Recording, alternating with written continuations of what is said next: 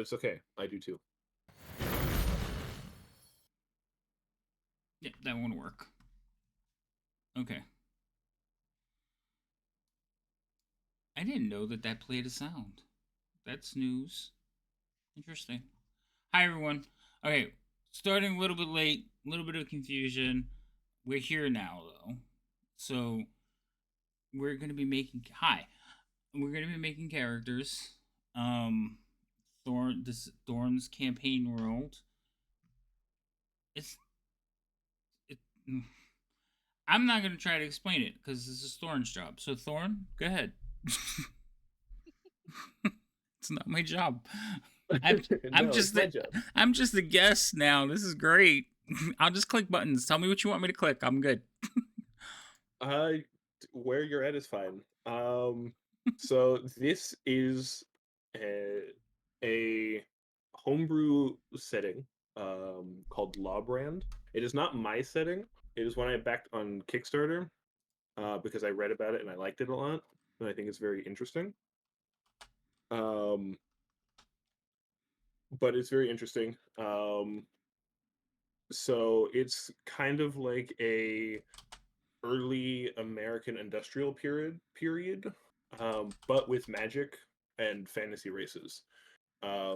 So think of it like that. There is magic. There's steampunk things. Lots of things are made of metal. Some stuff is still made of wood. Um,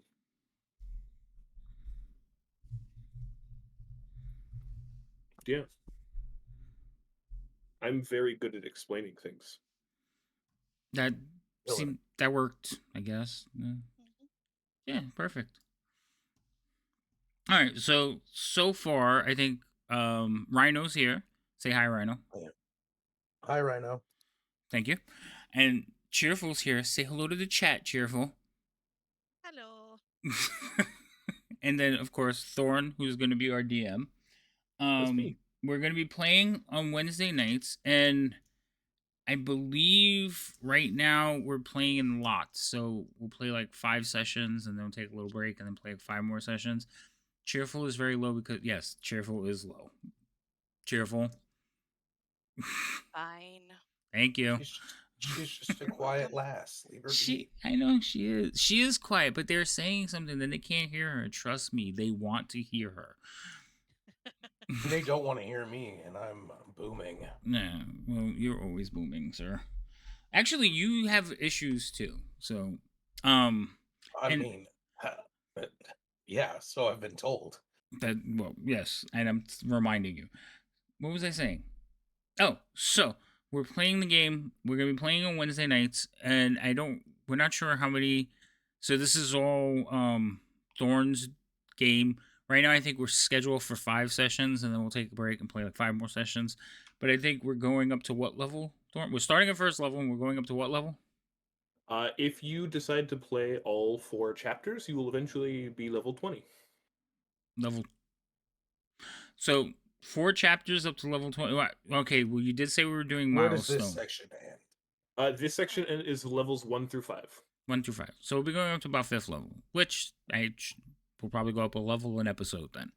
It all depends on how we play and how clever we are, or how lack of clever we are. Don't put a lot on us. Like, if he says 5, we'll probably play 10. I'm in the game, so trust me, it's going to be more than you think. So far, I've had a group complete this in 6 sessions and a group complete it in 7. So. Oh, so are we going for the record, or are we going to like drag it out? Speed run. That's up to y'all. Anyway, no, I don't know. So now another question. So for the chat, this type of game, would you say, is it more role play or more combat heavy? So 50-50, 60-40? I would say it's very 50-50. All right, so that means we can talk our way out of situations, or we can just roll the dice and get into it.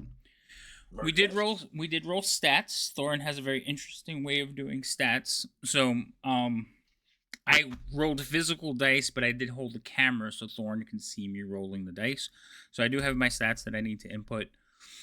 Rhino did his stats, and I believe Cheerful also did stats, but she decided to do the stat array because she didn't trust the dice. Is Like that my correct? husband. Well, I don't blame We you would blame mostly Mr. because Cheerful, I guess. Or Mr. I Bacon, don't I'm blame you sorry. because I almost did because I don't trust my luck majority of the time. Yeah, no driving and chatting. What's wrong with you? You rolled dice this time though. What are you talking about? I was like, I did. I did okay. I didn't get any 18s. I'm very sad about that, but I got they're all right. Not my best stat array, but it's decent. So you throw dice for stats before select job. Yes, I roll. So when I play characters, I'm old school. So I come from where you roll your stats 3d6 down the line, and then you decide what character you're able to play. And I am not big on making characters. I prefer to DM. I'm not big on playing, but every now and then, I like to give it a whirl. I could probably name all the characters I played in the last like 30, 40 years on my 10 fingers. And I have all of them. So, I'm not very good at making characters, but we'll see what happens. I have faith in you. I don't, especially since I don't know all the classes and stuff that we're going to pick from. So I'm going to be asking Thorn a lot of questions that are very pointed. I have an idea of what I want to play. I think the stats are pretty good. So depending on what kind of races I can get, I had tried to play this character on 2 other occasions, and the DMs kind of shot like they made him unfun to play. So I'm gonna try it one more time, but then I just found out like 5 minutes ago that there's guns in this world, so I don't know how fun they're gonna be to play here either. But we're gonna give it a whirl. I don't think we're going to be running into mobs of gun-wielding people, though. I don't know. Oh, I don't know. I don't know that. Listen, I already got 2 with me, so the law of averages is every other person has a gun. You found yourself very specialized people. Yeah, I'm just gonna tell everybody you're my bodyguards. Depending on what you play, people would believe that. Oh, okay. My subclass leans more into intimidation and stuff like that, so that would work.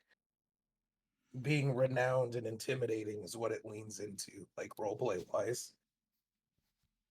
No, yeah, that's true. Imagine making an archer and rolling a 1 on agility.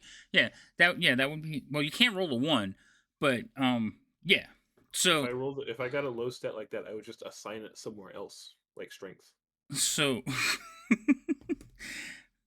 That's what I did with my wizard in the Thursday game. I know. So one of my favorite characters, I made it back in.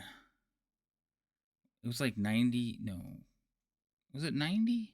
93? Jesus. It was back then. Tell you, wasn't alive then. I know. Shut up.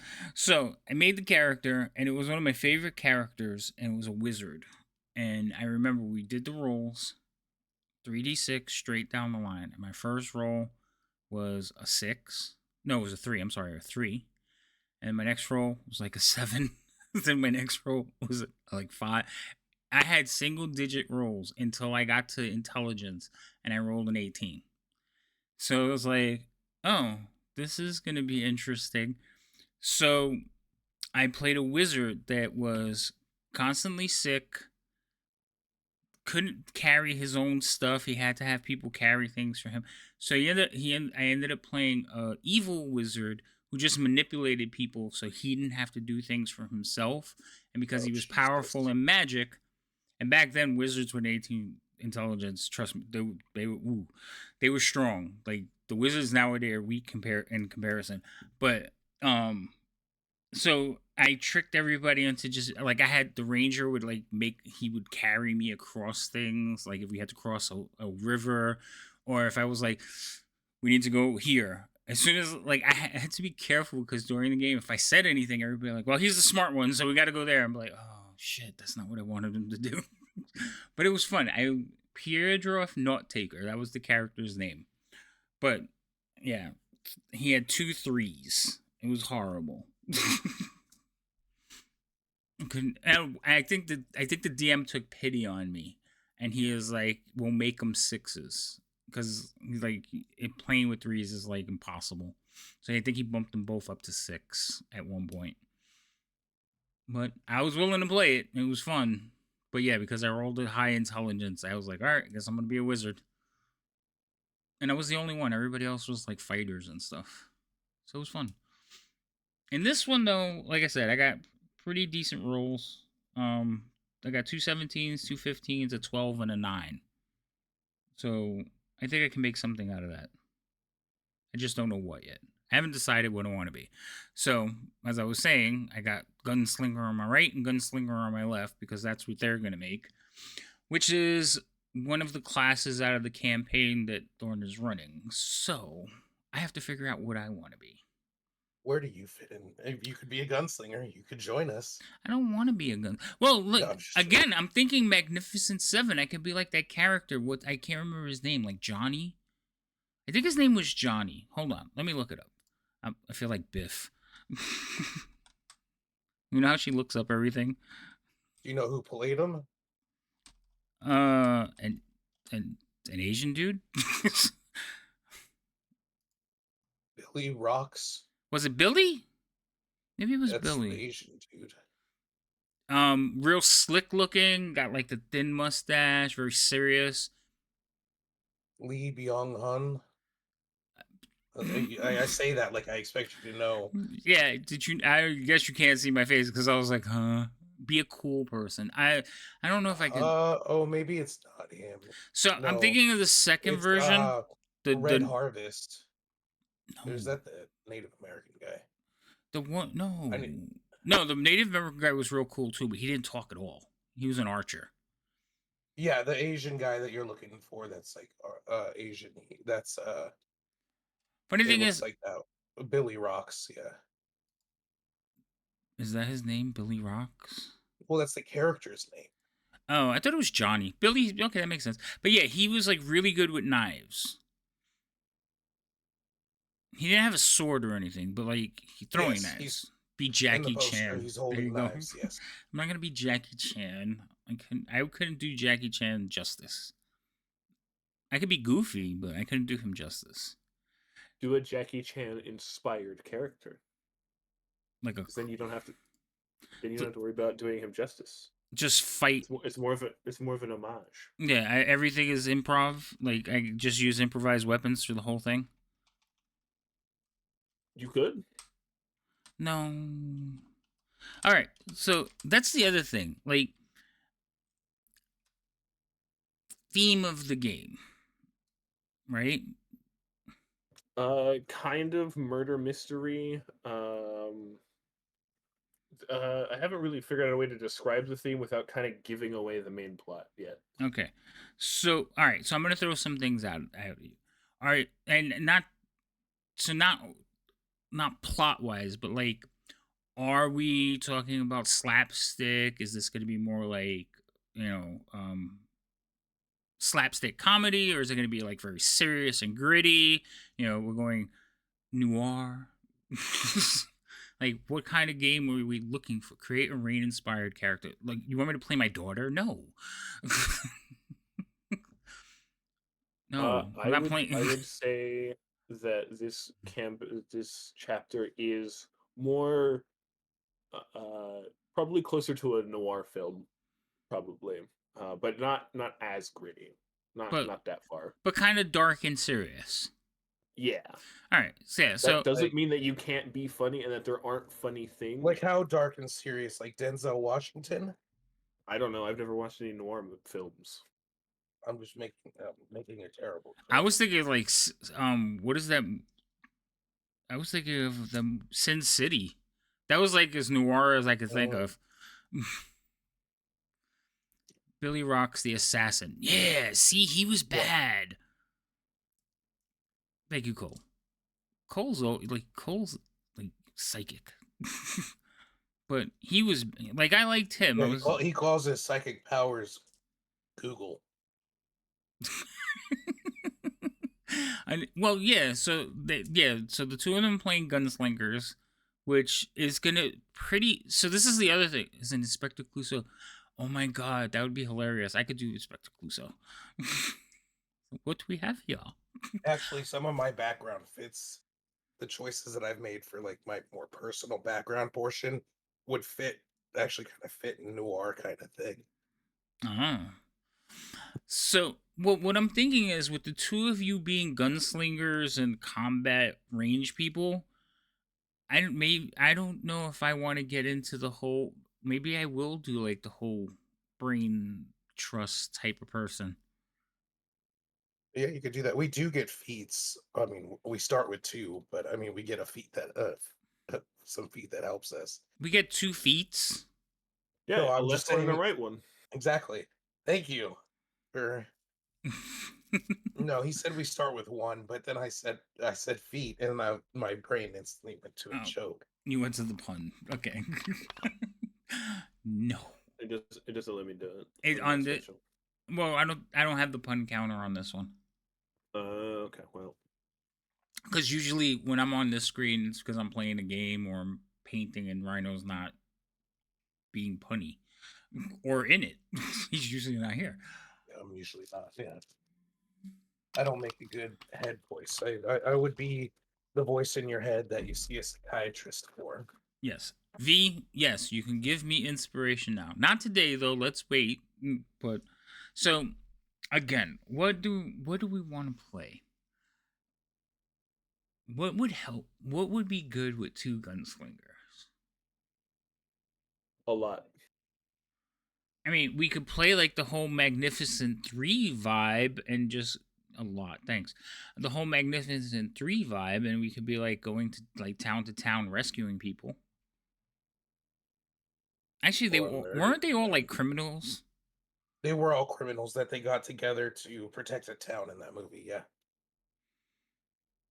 Oh, well, maybe that's not a good idea.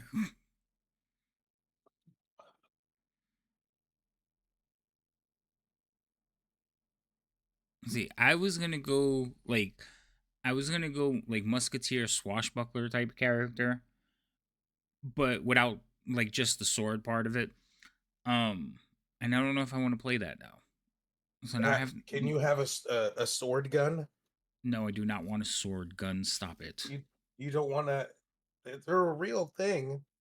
A single fire black powdered shot that can be triggered.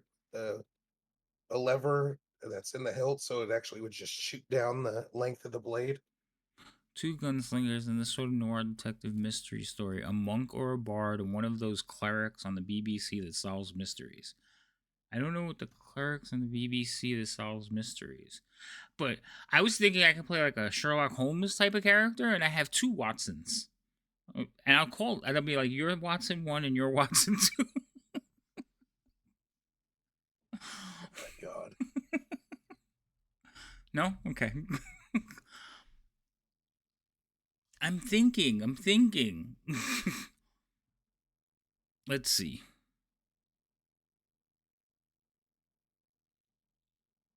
You said yours was like a quickling type of character? Yeah, it's pretty much the best way to describe it is it's a fey halfling, so it's just fast. Oh, you're like a quickling. Yeah, yeah. Okay. It just really gives me increased movement speed. I'm not as slow as a halfling. I'm quite fast.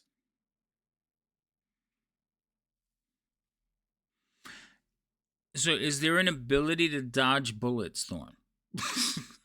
Uh, if you're a monk, yes. Because ooh. I could make this Billy character, but then I gotta play a more serious character, maybe. So, are either one of you planning on being face? I was born with one. I mean, I have to turn the counter on for you. I'm telling you. I hadn't really thought that far. I technically do have charisma. You do have charisma.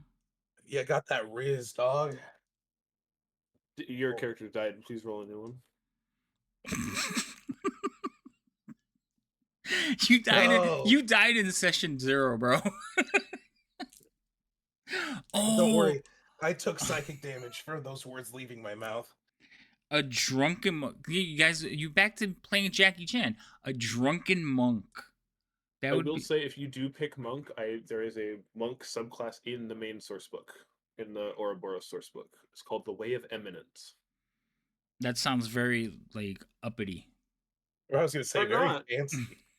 They're not uppity at all. They're the exact opposite actually. They're one of the few factions that the only officially recognized religion, the Solarian Church, has no beef with. They're the only faction that everybody else has no beef with. They're the only faction that everybody has no be. Okay, but what's the like? What is their whole thing? Like, Let me find it real quick, and I'll okay, tell you. okay, What's their shtick? yeah. What's their shtick? A rough description of their shtick is that they like to help everybody because they believe everybody should have a fair shot to like make it through life. Sounds very positive. They are. They're very positive. That's why no one hates them. Oh, okay. Could you RP someone that positive, Havoc? I don't know.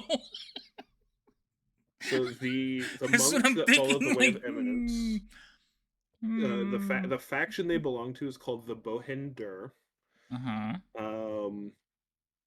Their leader in the description has a quote called that where it says enlightenment is rarely found solely within oneself. It is reflected in every interaction.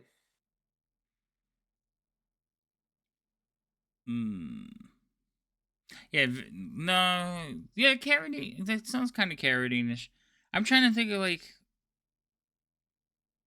I'm trying to think. They go around to the different trade cities, which is like the actual like big towns, not like small settlements and stuff, but like the big towns. Think like the size of like LA, New York, Houston, the So they're big not. places. So they're not shut-ins like Shaolins. They're basically um the Krishnas. Uh, sure. I mean, they're shut-ins for a little bit, and like the teachers are shut-ins, but then after a while, they're like, okay, cool, you've learned enough here. Go out and like help people, and, like go do stuff. Okay. And what is their like? What is their things? Because obviously, I'm not gonna be able to do that in the book.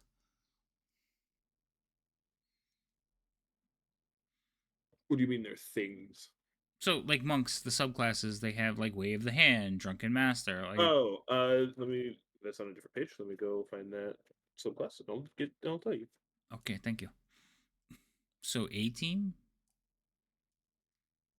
So their features are Sphere of Eminence, Mind Strike, Expel, Overwhelming Presence, Focal Lattice, Sever Mana, Singular Will, and Veil of Thoughts. That's a lot more stuff than I expected. so wait. Say that like third one again. Expel.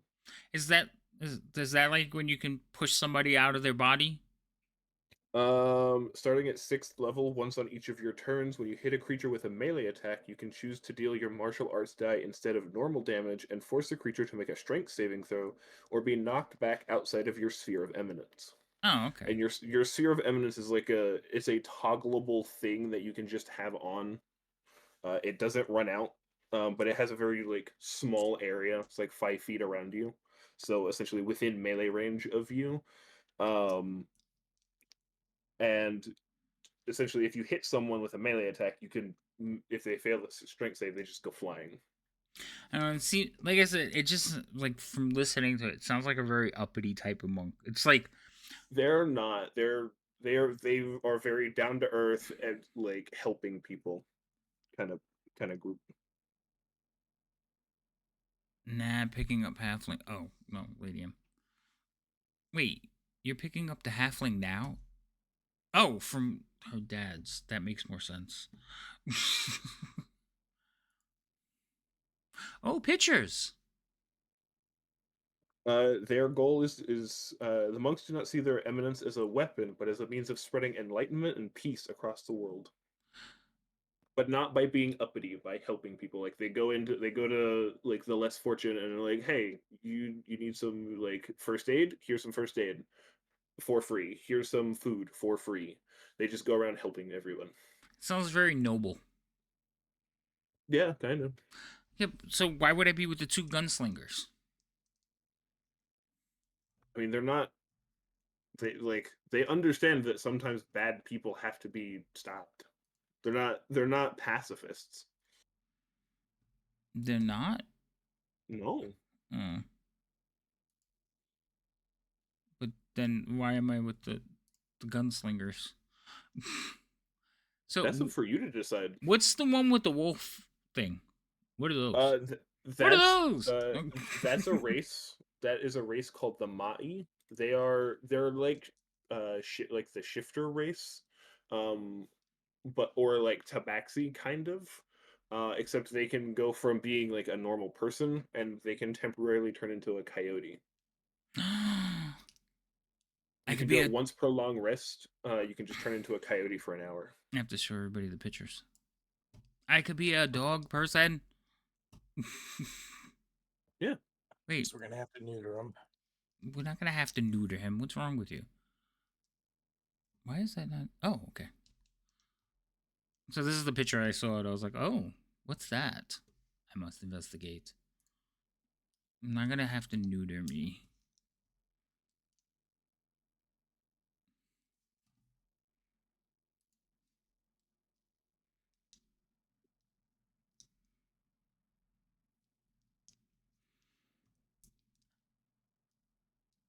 Trickster Coyote, American Indian mythology. Where did you get all of that from? Let's see. I don't like the fish-looking people. You don't like the outside? No, I don't like the fish-looking people. What's the fire hair Okay. lady? That's a desert dwarf. Oh, dwarves. So Hmm. the races the five races are the Atsad, which are kind of they're fishy people. There's a desert dwarf, which is now on screen. There's the Ma'i. There's a gecko person called a Salamar, and then the halflings of the world have, due to a historical event that happened, the halflings have all been changed and mutated, the ones that survived it anyway. And they've changed so much. They are no longer halflings. They are now a race called the Zukin. And they are now way more tribal and aggressive. These are halflings. Were halflings. Oh. Were. Oh. And so these are the five races you put up here, but we could pick other races. Yeah, you can pick other ones. These are just the ones in the book. Oh, okay. Hold on, I gotta I look. just put them in. I just put them in Discord so that you could see them.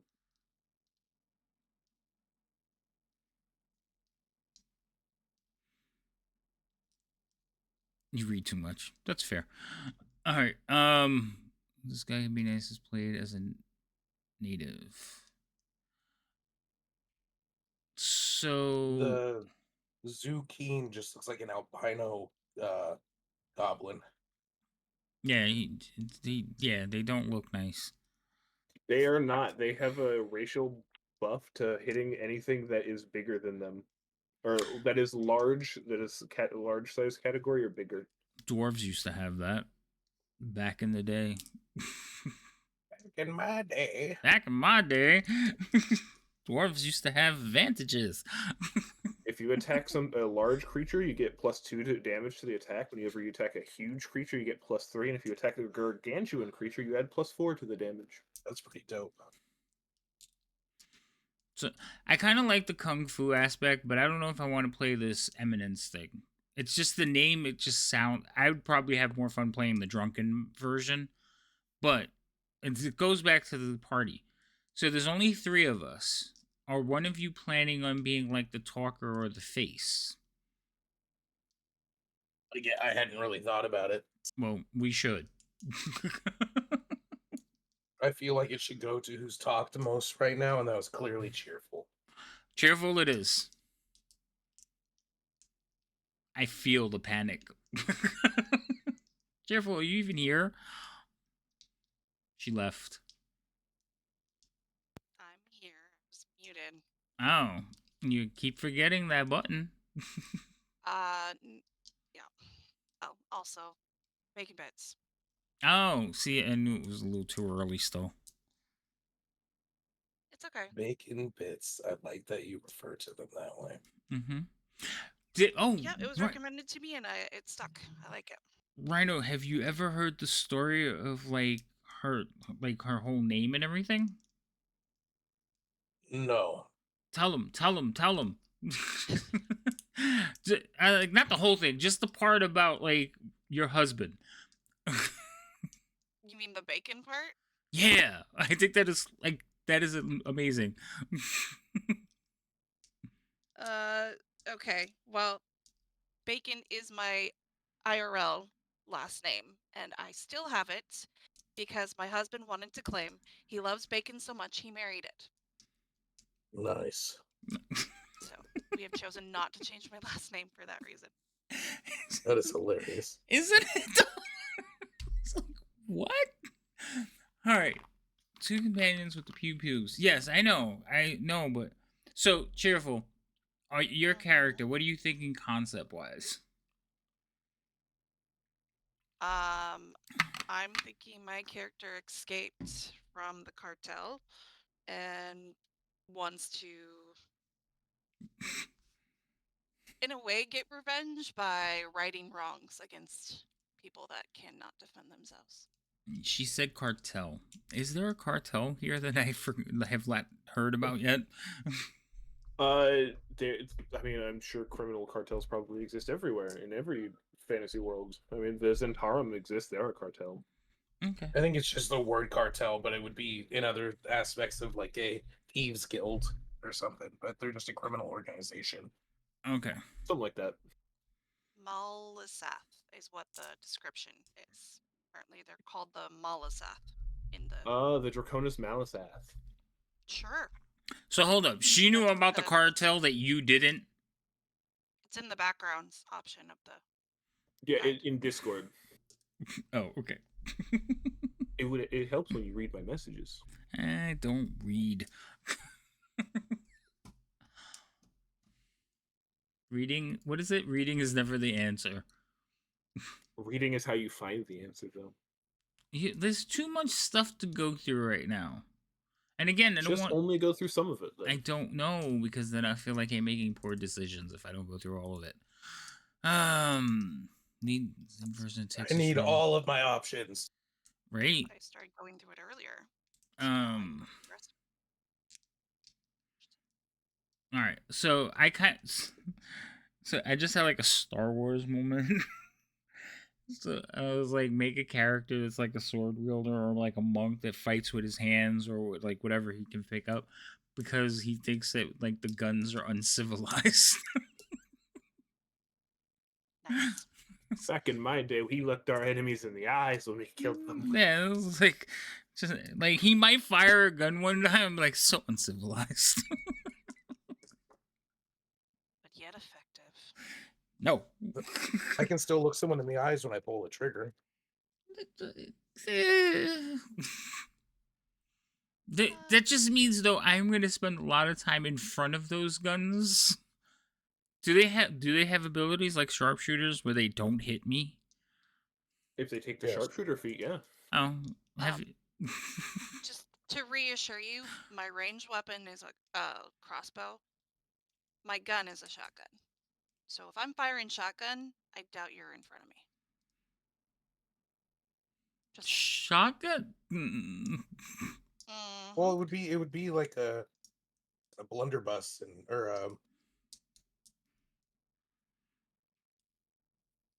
This is Red Dead Redemption. I mean, that still sounds pretty dope. All right. So I think the kung fu thing might Kung go. Fu Hustle. Oh, I love that movie. I have to find it. I have to find it. So every time we play, when right before we play, I'm gonna play the part where the Axe Gang is walking. Hold on, I'll find it right now. I won't be able to play it though. So easily sidetracked. I am making characters. I'm telling you, is the worst. I can do NPCs quick. I can't make characters for myself to play quick. And throwing weapons to be underhanded. Oh, I could play. So I can bring back an old character when I played Oriental Adventures. Matsukai Bushito. That was his name. I don't remember what it meant. If it meant anything. I think I just heard it somewhere. He was like a sword scene or something. Quickly down and said, I don't have much use for a pistol. Never said I didn't know how to use one. Right? I remember that line. That was a very good line. Right before he shot, oh my god. What's his name? I don't know. Alan something. Played Servius Snape. Anyone? Oh, the guy. Oh, Jesus, I can picture exactly what you're talking about. Yeah, Alan Rickman. Yes, that's the one. I was like, yeah, he had some of the best villains in movies ever. Like, he was the only reason to go watch that horrific Robin Hood movie with Kevin Costner. He played an excellent bad guy in Quigley Down Under. Die Hard, obviously. I wasn't too thrilled on him in Careful with your next statement. I'm not saying it. I just decided to stop and fade away. Shush.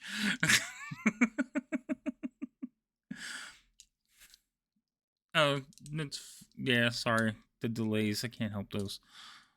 All right. So who are we talking about? All right. So I guess we're going to go with a monk class.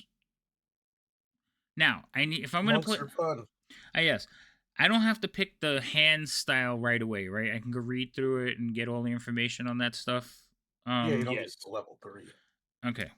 So that's not a concern yet. I'll start out with a monk class. And then I can, by the time we play, I can decide what kind of monk I'm going to play. Yes, the Xmas movie. The Christmas movie is Die Hard. I don't care what anybody says. It is a Christmas movie.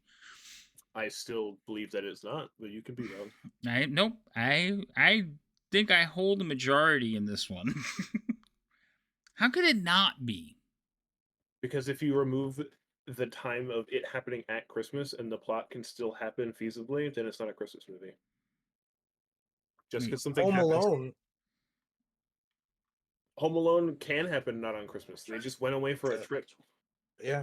So wait, are you saying? Wait, say that again. If it can happen and not be on Christmas, it's not a Christmas Feasibly movie? happen any time of the year.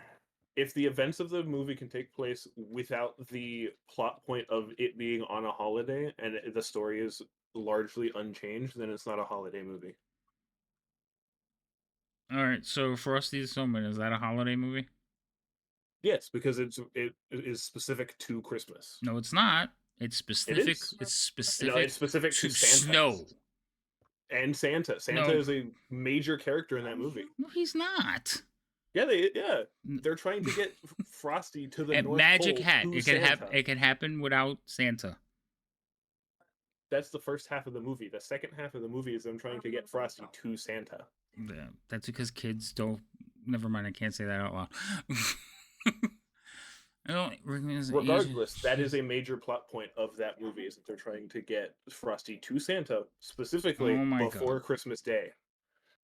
Well, he wouldn't have been visiting his estranged wife if it wasn't for Christmas. He wouldn't have been at the Nakatomi Plaza if it wasn't for Christmas party. I'm sorry. What are you guys talking about? Die Hard. They're arguing. They're not arguing. They're whether Die Hard's discourse. Die Hard is a Christmas movie, and Thorn thinks it's not. And he says his criteria for a Christmas movie is if it can happen at any other time other than Christmas, it's not a movie. The only reason he was invited there to see the kids was because of Christmas. So, does that not make it a Christmas movie, according to your definition? You could have a party for anything other than just that holiday. Nope, you don't have Christmas. You don't have parties, office parties for anything else other than Christmas. That's not true. People have office parties for lots of random things. They like raise their Chris- quarterly sales enough. They Christmas. have parties for that. It was a End of Christmas. year party. There's an end of year party. Oh, People, I've talked to people that work in offices where they've had end of quarter parties because they did well enough. all right. You can have your strange belief, but that's fine. It's not a belief; it's a fact because I've talked to people. Oh, I don't know. The guy who Better wrote the movie, directed the Havoc. movie, said it was a My Christmas husband movie. agrees with you. Most men agree with me. Yeah. I'm living for the disagreement right now. I'm loving this.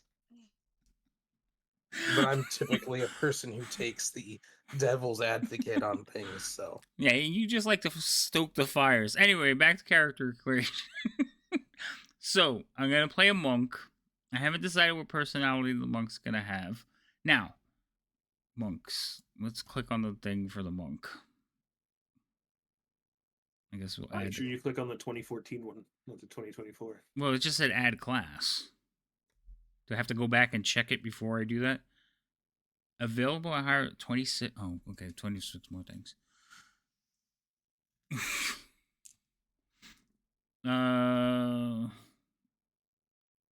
Now you're gonna make me take it off and like look at it again. How do you know if it has the 2024 one or not? It'll say 2014 before you click next to it. Oh, it did. Let me go look again. Monk. You gotta hit the. I'm looking at your stream, so I don't know what you see. You're looking at my stream. Well, I removed it and I'm back to it. So this is confirm add class. That's the wrong one. If it says core rules, it's the wrong one because a core means 2024. They put it. Why did they put it at the top? These sons of bitches. Because they it's want- new and they want you to use it.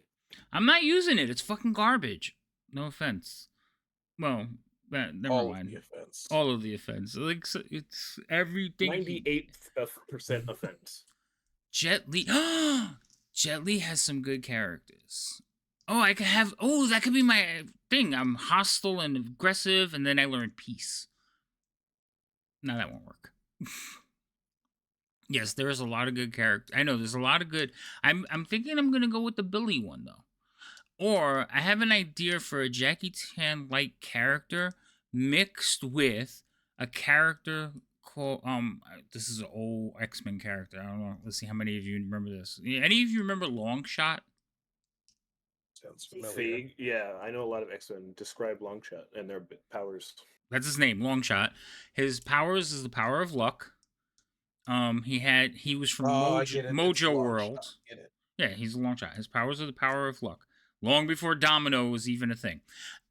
He comes from Mojo World. He has 3 fingers. His weapons are a whip and daggers. Like he has a bandolier full of like knives. He is ridiculously lucky. Like really like Domino level of lucky before Domino existed. But he's like really nimble and agile and just hops around like the battlefield. Acrobatic. The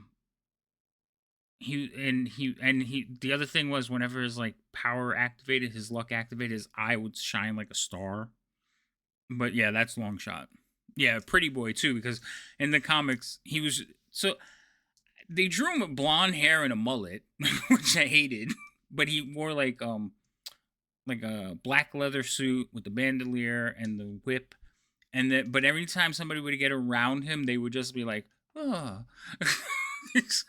So we used to say that was his other power. But I'm thinking like a character like acrobatic like that might be fun, kind of like the Jet Li thing, but more with like the daggers and stuff. Because I don't know about these two, or something more close up. So like I said, I got to think. You know who would be another one? Ip Man.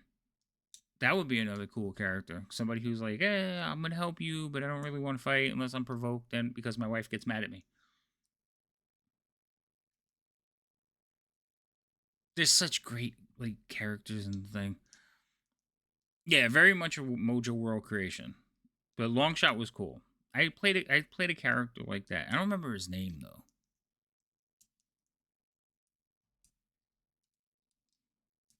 but he was fun.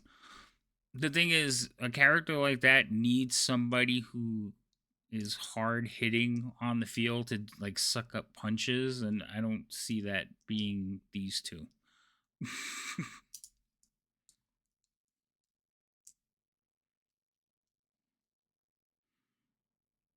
Oh, I have to pick proficiencies. Okay. Why do I have to pick these now?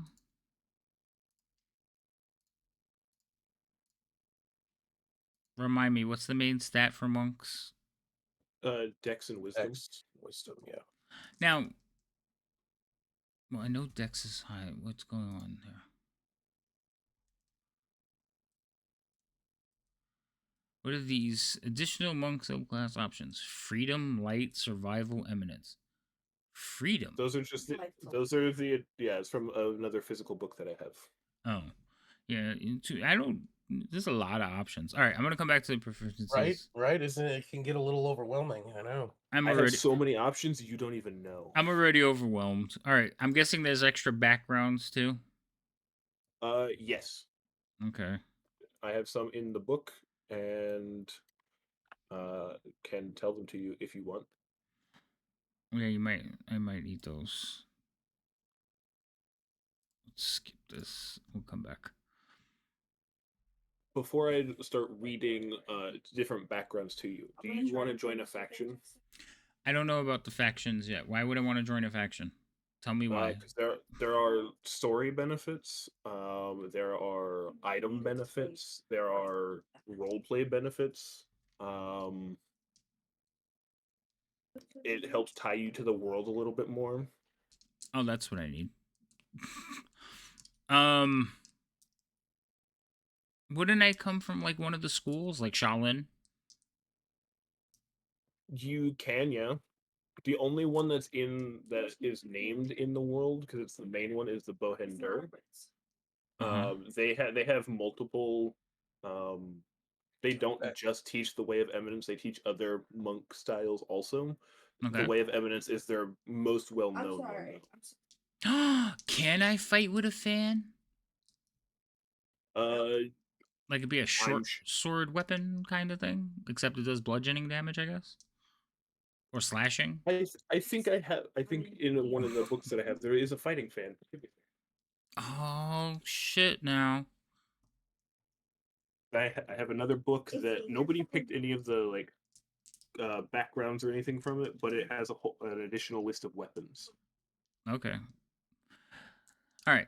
So let's pick a race. Obviously, we're gonna want something with some nimbleness. The coyote thing looks like I like the way the character looked, but I didn't exactly. I got an iron fan. Does a D4 bludgeoning. That sounds fun.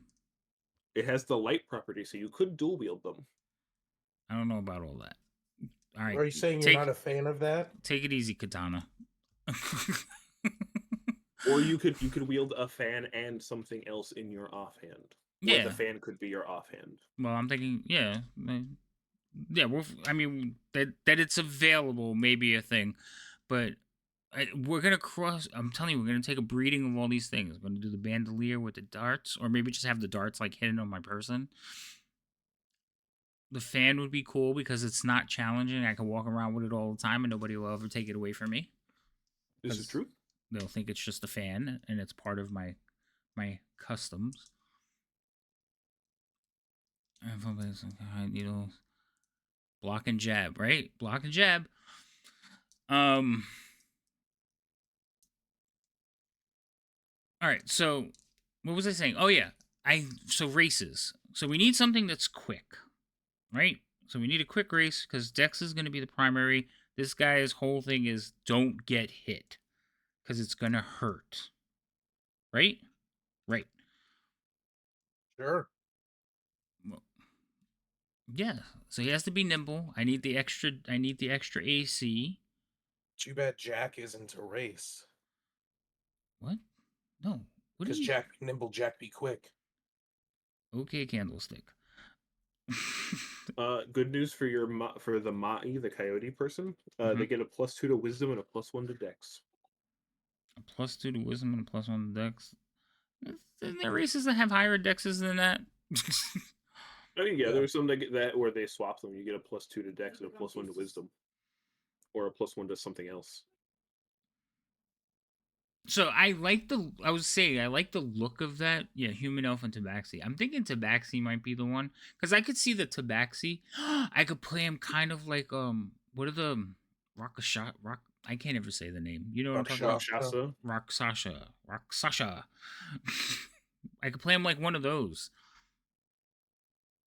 Like I could see that look. You seen the picture where they have the guy and he has the little like he has the fez hat with the pipe. And his 6 like tiger paw hand. Well, they're so their hands. The odd thing about their hands is that they're reversed. They also have 6 fingers. Do they have 6 fingers? I didn't know They they have had 6 six fingers. fingers. I thought it was just that they 6 were fingers reversed. and backwards. I knew they were backwards. I'll play a Kender. No.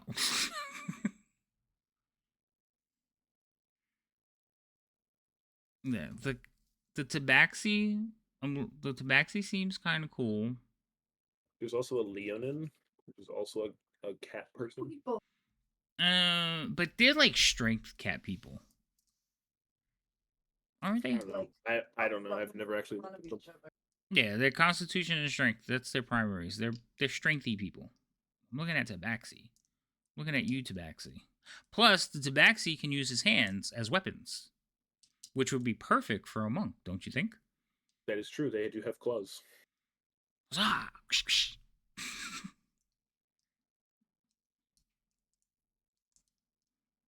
And you can use whichever version of Tabaxi you want. No, don't. There's only one. There's on the list. There's 2. There's 2. I only see one. I think the other one's in a different section Why would they do that? because they're from different books. All right, so they're alphabetical. So I only see one so far.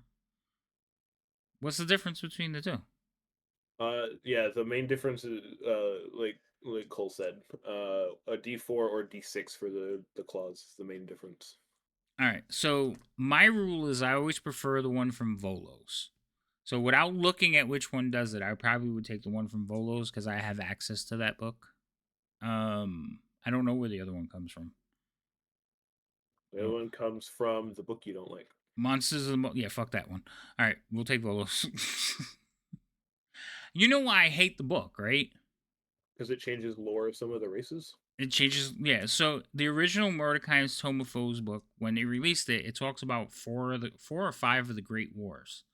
So the racial hatreds between certain like races, and because there's the racism and the hatred, and they were like, nah, that's the kind of lore we don't want to promote. They made the Mordecai book. So, and they got rid of Tome of Foes, which I think was I hate that fact. So that's why I don't use it and I stick with Volos. I also don't know why they got rid of Volos. Like They renamed Volos, I think. no, they got rid of it. It's discontinued. Yeah, you can't buy it. You can't even buy it anymore. Jesus. I have it though. I think. I also have it Yeah, on because D&D Beyond. well, I have it. No, I have it. I have it physical. I also have it on my shelf. I just turned around and looked. Yeah, but I don't understand why they. Well, actually, Volos had some of the stuff, the hatreds and stuff, but I just 50 years of lore. Let's just throw it away because somebody got offended. I hate that. All right, I so assumed it was more of the same like the same events told through 2 different people's lenses because Volo and Mordecai are 2 different people. So and Volo is in lore is known for fibbing a lot and embellishing things.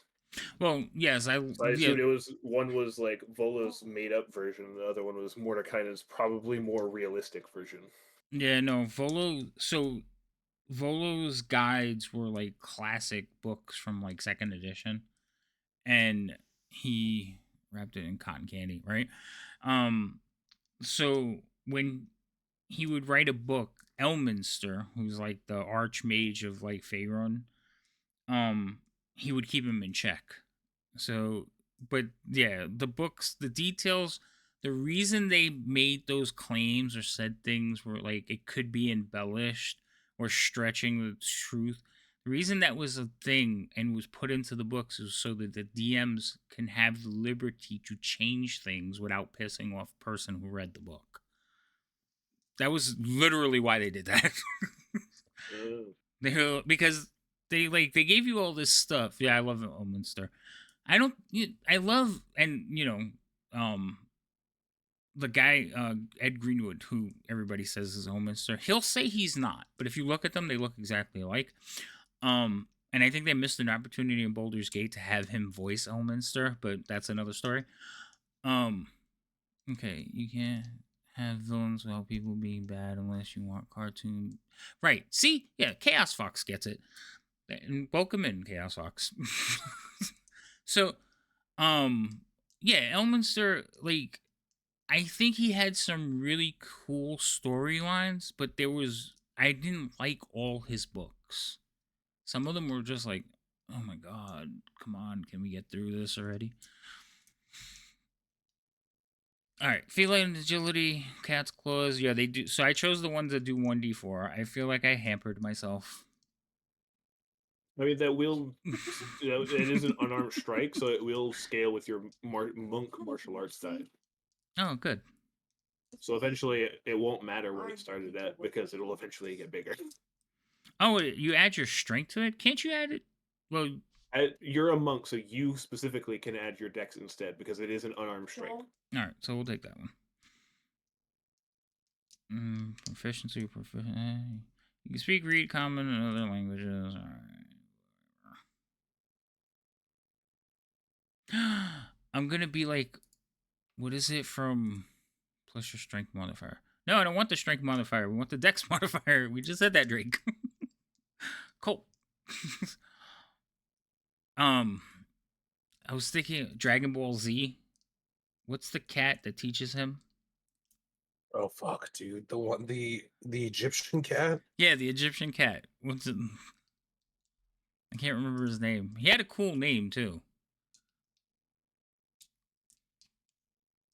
Oh, what was the cat's Beerus. name?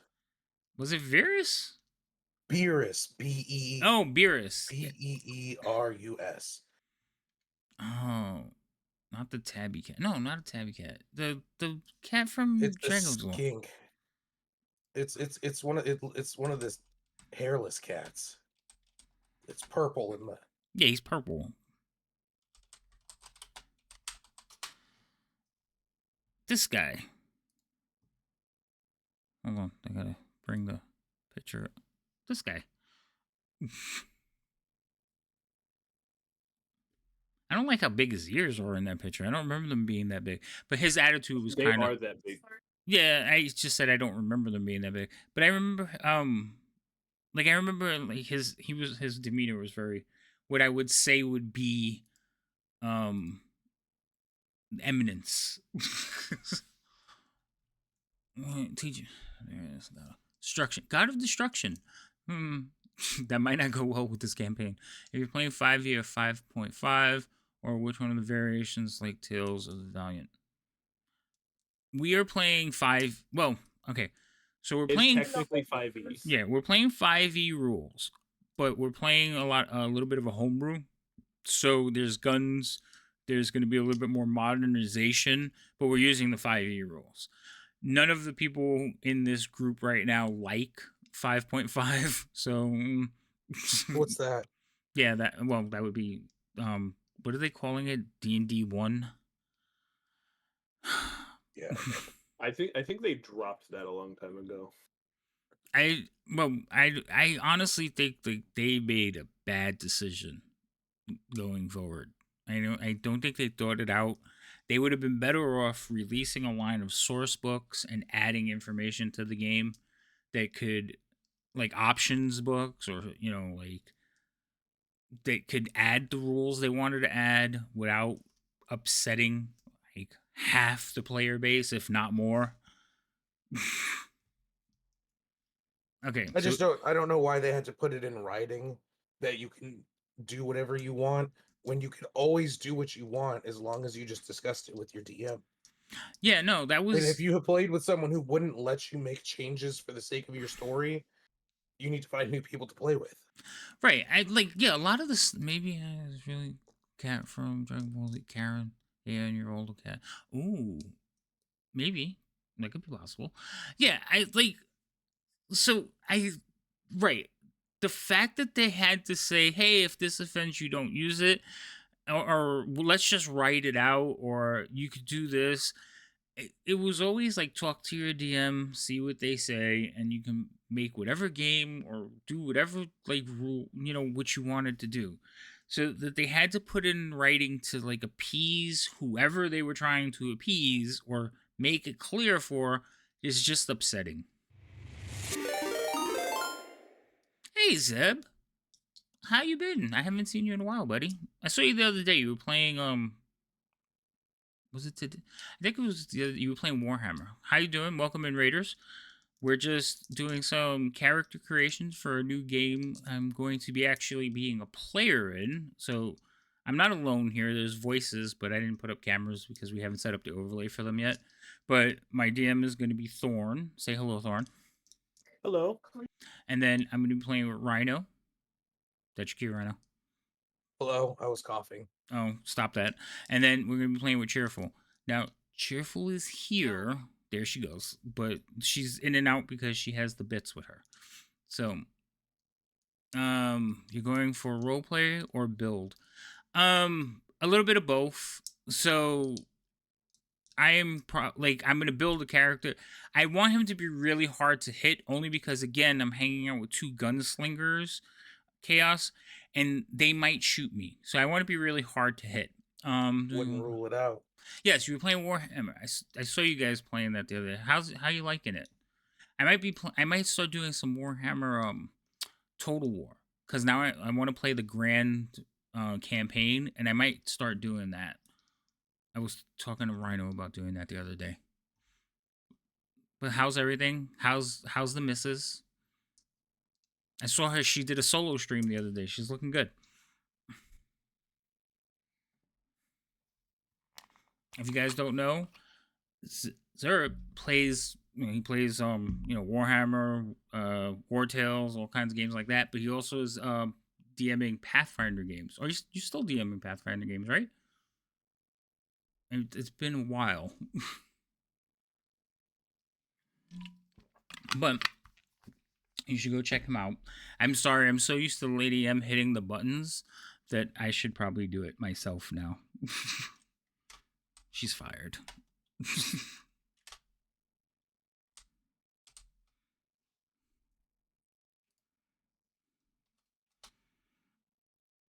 There we go. You know what? You're right, DJ. I do. Holy shit. What was that? I'll see if I can't work that out. Yeah, we had to take a lot of breaks for the holidays too.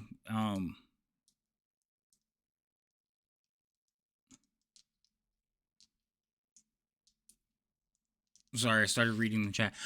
Yeah, we took a break and it was kind of hard getting back into it, but we're finally getting back into it. Dexy definitely needs Tabaxi. You just have to have this on his character, which morals you want to base them on. Yeah, that's what I'm trying to figure out, Cole. I'm thinking, like I said, I think he's going to be a cross between like Jackie Chan and Longshot. I'm thinking. But then with the whole fan fighting, there's a couple of good fighters for that. So I might have to like tone him down just a little bit. When you hit rows are free to disengage and dodge. And if you DM allows cover away to someone cover or take a pit. Or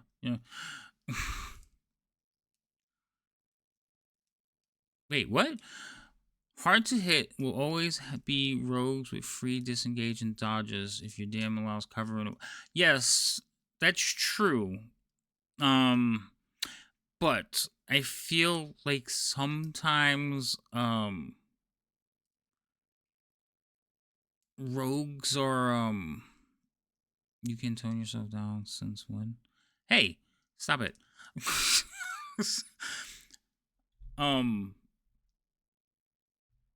I think I don't know. I think monks can take a little bit more like tanking than a rogue can sometimes. They're about even though. But also with the two gunslingers, I'm afraid like are they going to tank it? So I kind of have to stand there and just be hard to hit.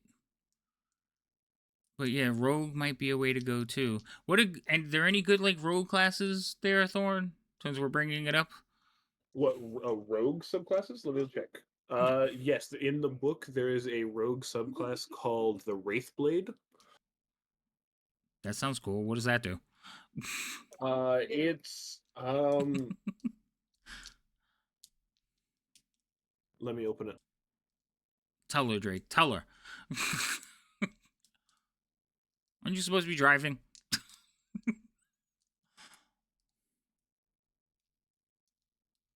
But we're definitely going to go with Tabaxi. Oh, and I might as well plug in my numbers. So we're going with some kind of dex build. So what did I get on my score? 17? It's not letting me put it in. Why isn't it letting me put it in? Plug in. Manual. Okay.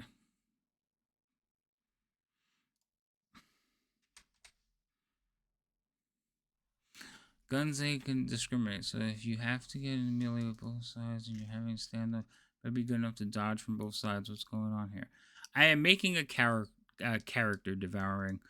Right. That's why I went towards monk Fredo, because I'm like, they're gonna be shooting on one side, people are gonna be in front of me, and I'm just gonna have to dodge everybody. And I kind of thought of also from Rogue One, when he's walking, he's like the force is with me, and like nobody's able to hit him. He wasn't really dodging, but I was like, I need that kind of luck on my side.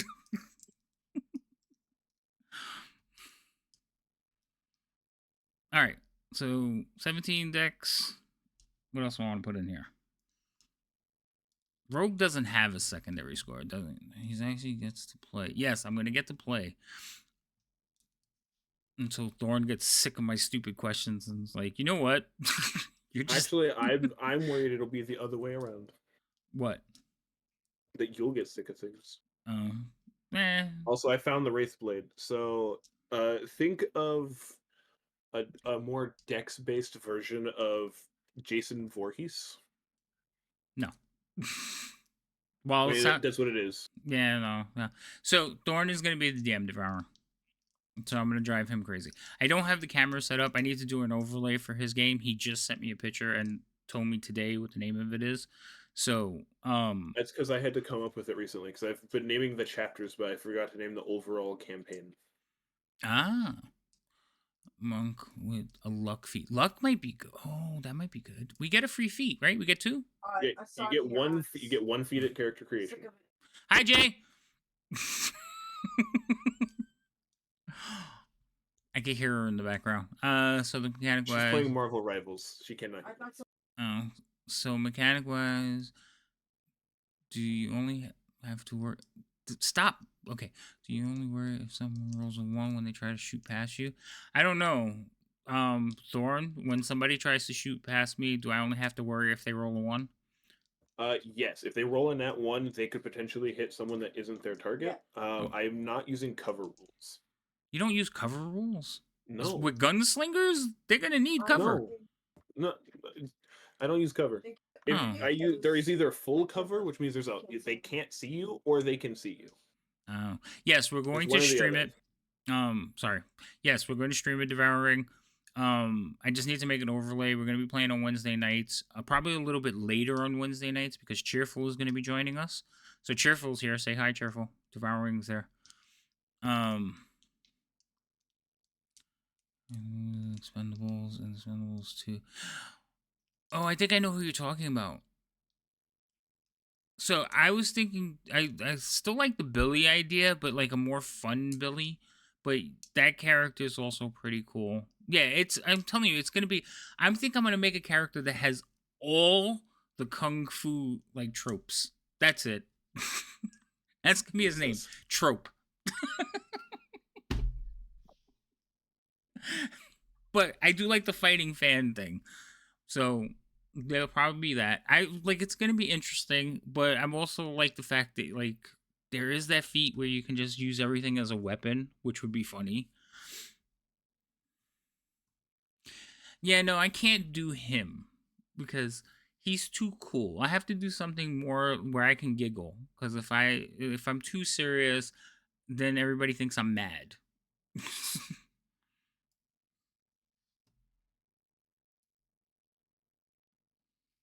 All right, so we have a 17 decks. Where do we want to put Jesus. where do we want to put the other 17? Let's see. Everything's a weapon in your Jackie Chan. Tabaxi Chan. Well, we said we're gonna put a little bit of Jackie Chan in him. I'm gonna put a little bit of Jet Li.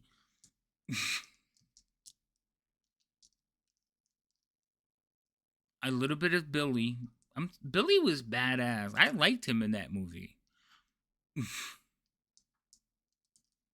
I did not ignore the wooden bench epic. I think somebody was talking because when you said it, I thought of the fight with him and from the original Drunken Master where he's fighting the guy with the stick and he like grabs it and like holds it and the guy's trying to pull it away from him.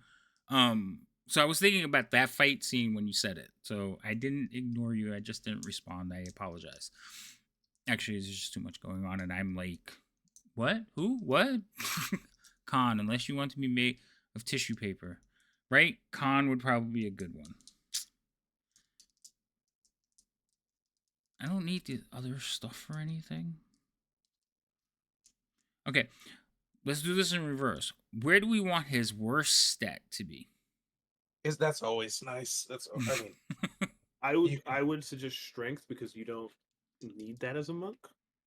Yeah, but then I can't carry everything. What, I gotta depend on my valets? The glass fist.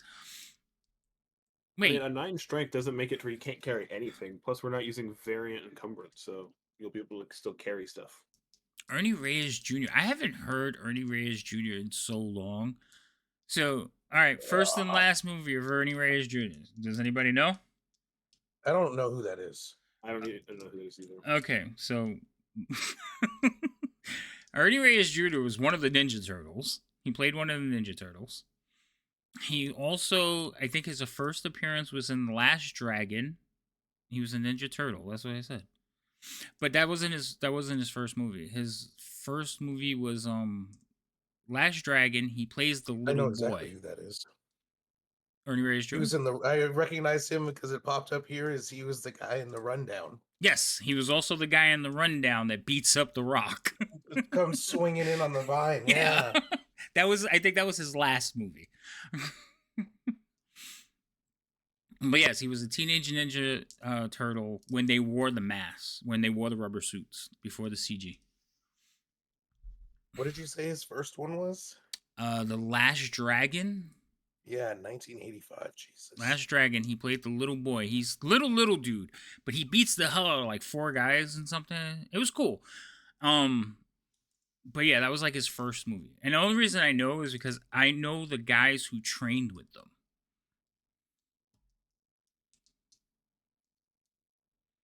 So like one of the teachers that I knew, he taught Wesley Snipes, and then I knew another one who Didn't trained. teach him taxes, that's for sure. Well, no, and then I knew another one that trained with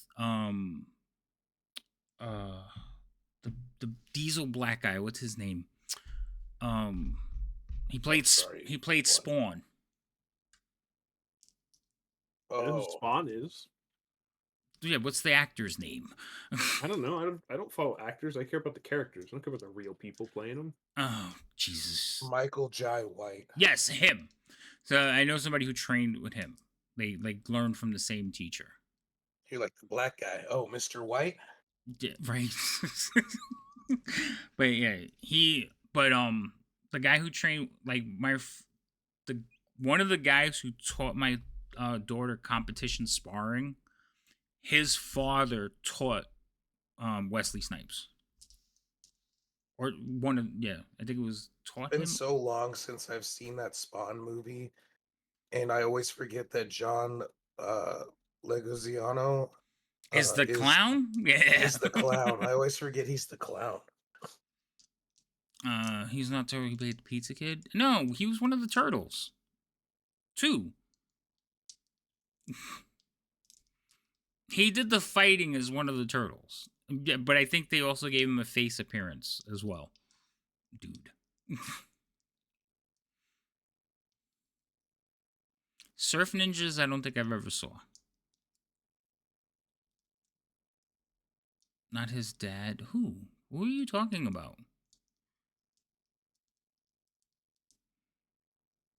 I know intelligence is a common dump stat, but I tend not to like dump stat intelligence into my characters because I know bits and pieces about this game and sometimes it slips out. So, Well, I hate the idea of doing dump statting intelligence, and then you come across a puzzle, and you gotta and it's play like dumb. I know how to solve this. Yeah, right. So I tend, but I mean, 9 is average intelligence.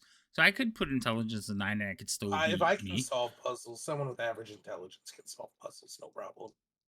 Oh, I was asking if the turtle was his dad. I don't know that. I'm not sure, Ludium. I don't remember his dad. Charisma. Yeah, charisma. Well, the thing is, if I put 9 in charisma, it's not gonna be a dumb stat. It's gonna jump up to 10 because Tabaxis have +1 in charisma because everybody loves a cat. I do like dump if I especially it's an easy way to like I feel like if my characters and I don't feel like my character would get along with people or just generally isn't like is just rough around the edges, perfect time to dump stat charisma. Just abrasive. Right. So I think I'm gonna do 15 in strength because I have 215. So I'm gonna put 1 in strength. I know Tabaxi, like wisdom is part. If I stick with monk, wisdom is part of it. If I go with rogue, wisdom is part of it. So, perceptions and stuff like that. But there's also like, do we want to talk our way out of stuff? So charisma might be good for that. It's fun to dump stack charisma and then try to smooth talk everyone. Yeah, no, that's what I'm afraid of. I will say there are going to be some things that you can't talk your way out of. Yeah, that's fine. That's when we shoot. That they shoot everybody, and I'm like, oh With enough no. violence, you can talk your way out of anything. Maybe. So, I kind of the thing is, like I like rogues, but I always play rogues. But I also like I know like Rhino's playing a monk right now, so I kind of don't want to play a monk. Monks are fun. I did go with a very interesting way of playing a monk for sure. But I'm also thinking I could play a Tabaxi swashbuckler, and that would be fun. But I really am worried about the whole. How about the discount? What? I'll toast it.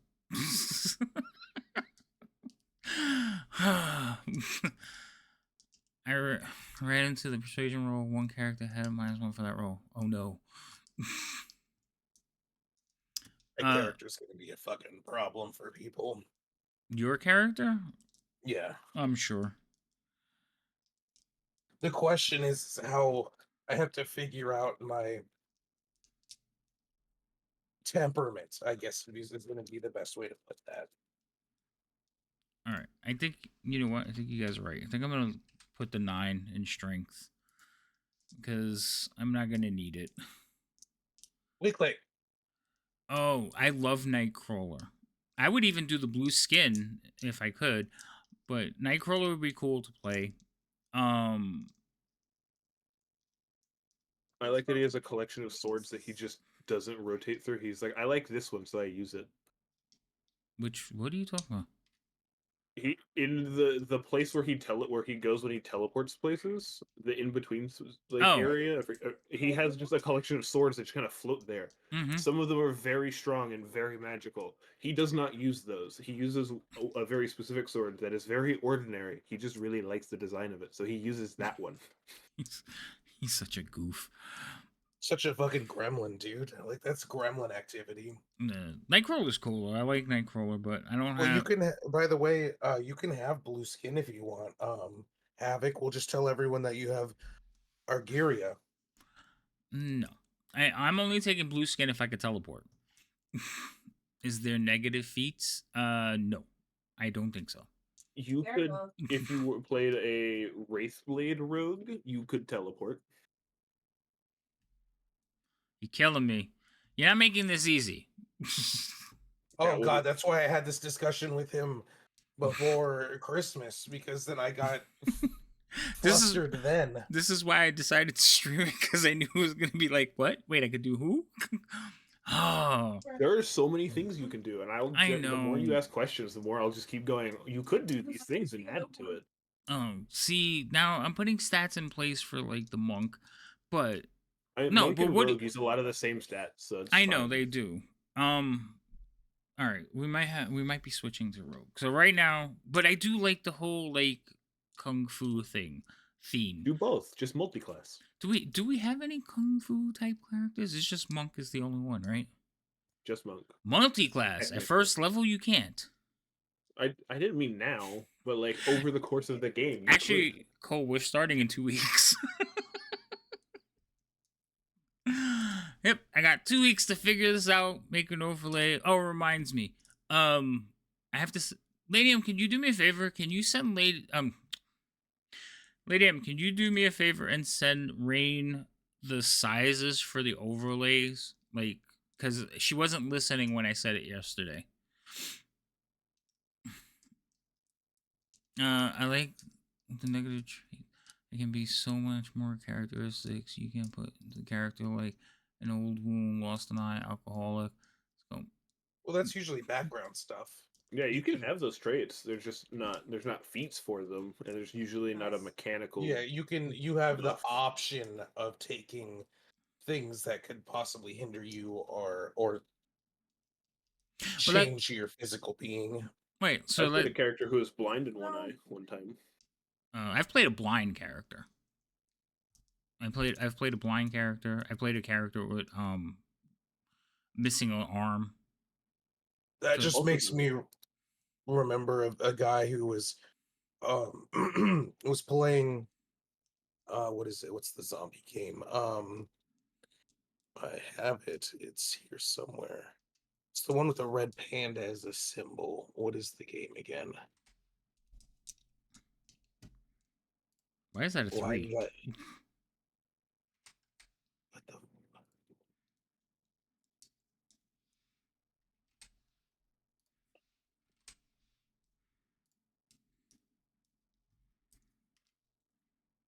Project Zomboid. This guy was playing Project Zomboid, and he loads into the game because you can randomize your characters. Loads into the game, and there was no sound. And he starts messing with all his settings, unplugging and plugging things back in because like there was no sound from the game, couldn't figure it out until he finally decided to look at his randomized character that was deaf. So there was no in-game noises because the randomized character he got was deaf, but he spent all this time trying to figure out what was wrong with his computer. That's terrible. I would be mad. Like, you couldn't just tell me? You're Alright. supposed to read what your stats are before you go, especially if you randomize. What game does that? They actually make you deaf. Alright, I think this might be workable. So I put 9 in strength, 17 in dex, 17 in constitution, in case I do get hit. 12 intelligence, 15 wisdom, 15 charisma. I shoot him. No, you can't shoot me. What do you mean?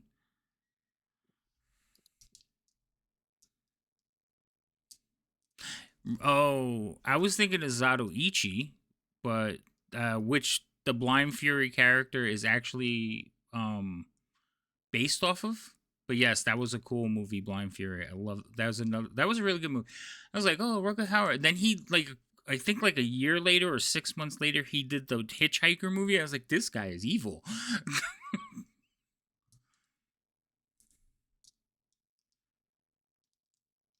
The only blind warrior that I can think of is Kenshi for Mortal Kombat. There's been a couple of them. So Zatoichi was original. He was it was a black and white Japanese movie. and then they redid it a couple of times. They did Blind Fury, which was based off of it, and then there's the Jedi and Rogue One, who's blind. I mean, there's a lot of like blind warriors.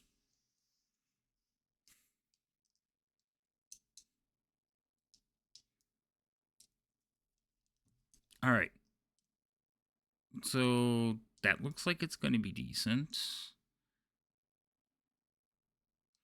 I think we're gonna either way. We're going to stick with whether I go like swashbuckling tabaxi or the wraith thing or the monk.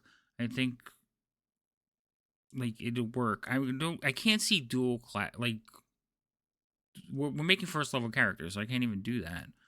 Well, you can think ahead. I am thinking ahead. How far ahead? Well, you said we can go up to level 20, right? Yeah, but how Yeah. far ahead in that level 20 are you thinking? Well, I only went to level 5 right now, That's fair. so I'm trying. I don't like multi-classing. Honestly, I don't like multi-classing. I think I have I always, because I never get a chance to go to a character that high, so it's like, do I really want to ruin my ability to just go gung-ho on this character's all the way to the end, or because I want to get fancy with it, cut myself short on 2 classes? It's always my thought. got to I survive only to level multi-class 5. if Keep it behind it. Yep. if it fits the theme of what I'm doing. So What races are you two? Wow, racist. A Yes. quick step. You're a halfling. What language would that be? Halfling? no. No. It's quick step Actually, language. my main language is actually Elvish for whatever reason, because it's Fey. Oh, okay. And then Cheerful, what are you? Cheerful's so quiet. She's like probably done with her character just listening to the nonsense. I'm sorry, what was that? Half elf. Half elf? Half elf. All right, so elvish it is. I'm taking a language. High half elf, if it matters. Oh, hoity-toity half elf. Oh, Got you're it. one of those.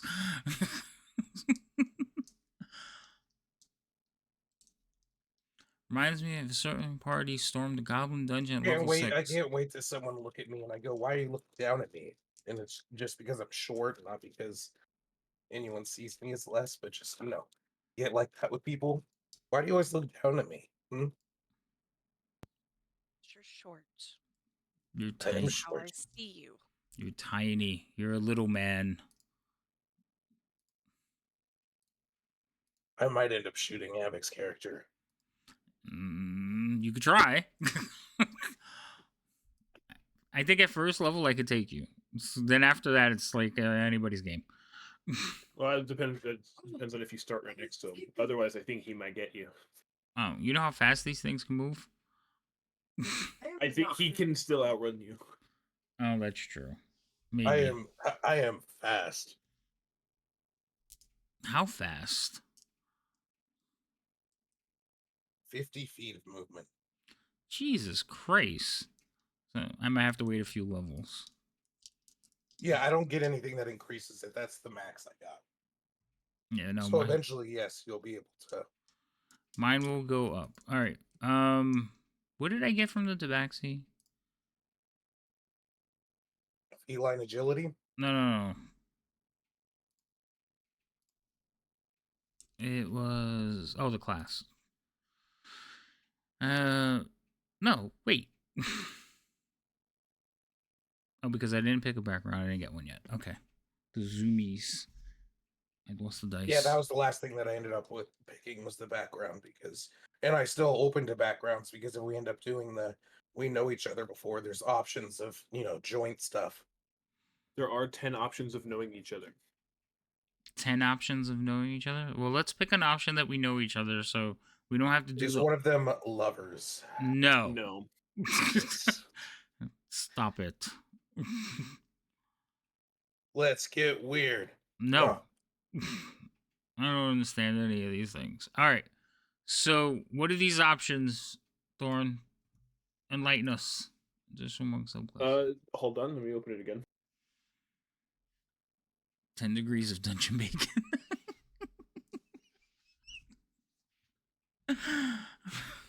I'm guessing that's a variation of like 50 Shades of Grey.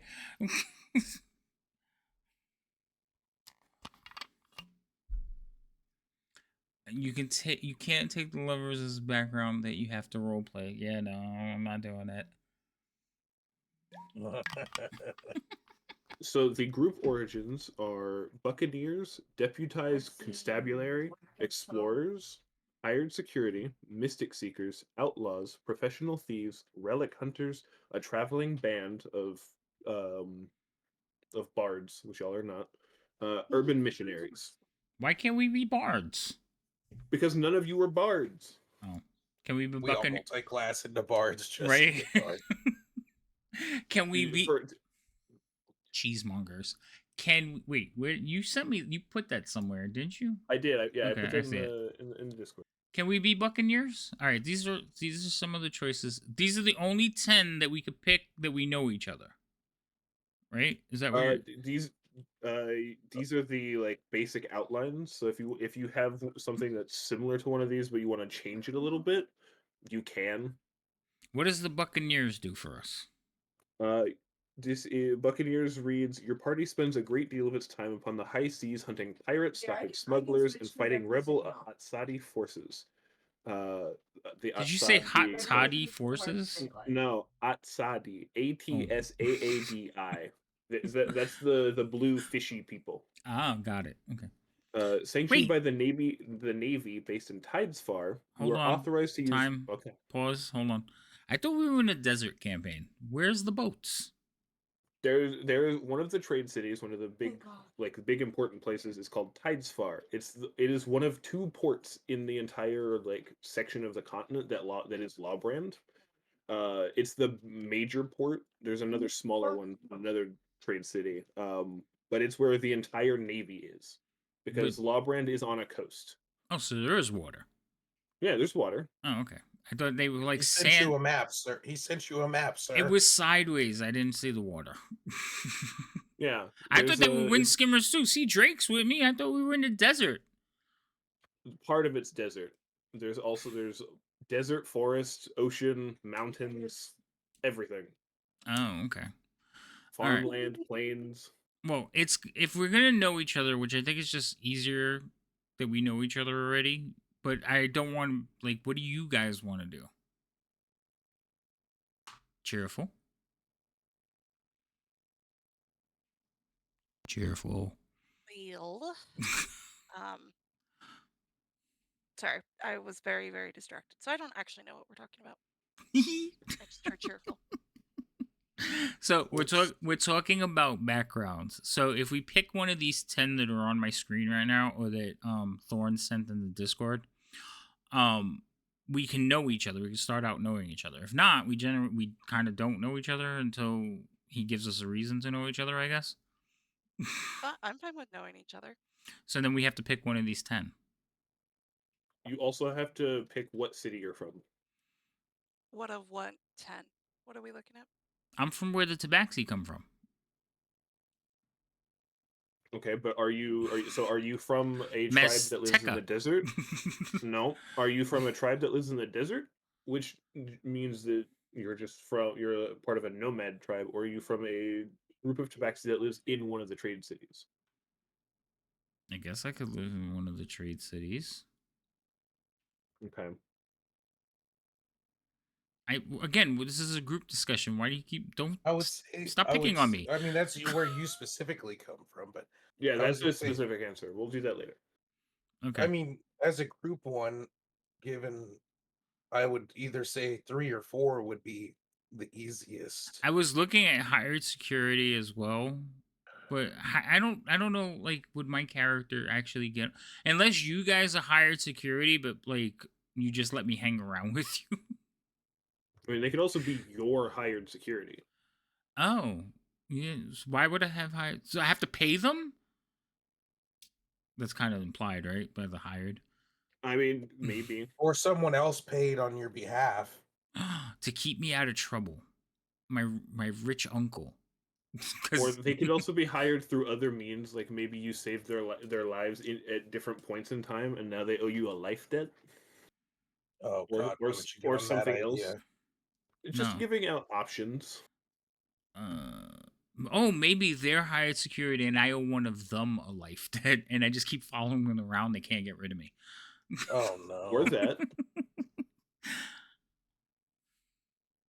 It's like, oh, it was a Red Sun, Charles Bronson. I think it was Charles Bronson, an old Western movie. Basically, there's Japanese samurai going across thing, and they become friends with each other. They hate each other in the beginning, and they're trying to like retrieve like this stolen sword, and they become friends. And the I think the samurai does something for Charles Bronson. Like he saves him, or he takes a shot from him, and then at that point he's like, "I owe you a life debt, so I can't."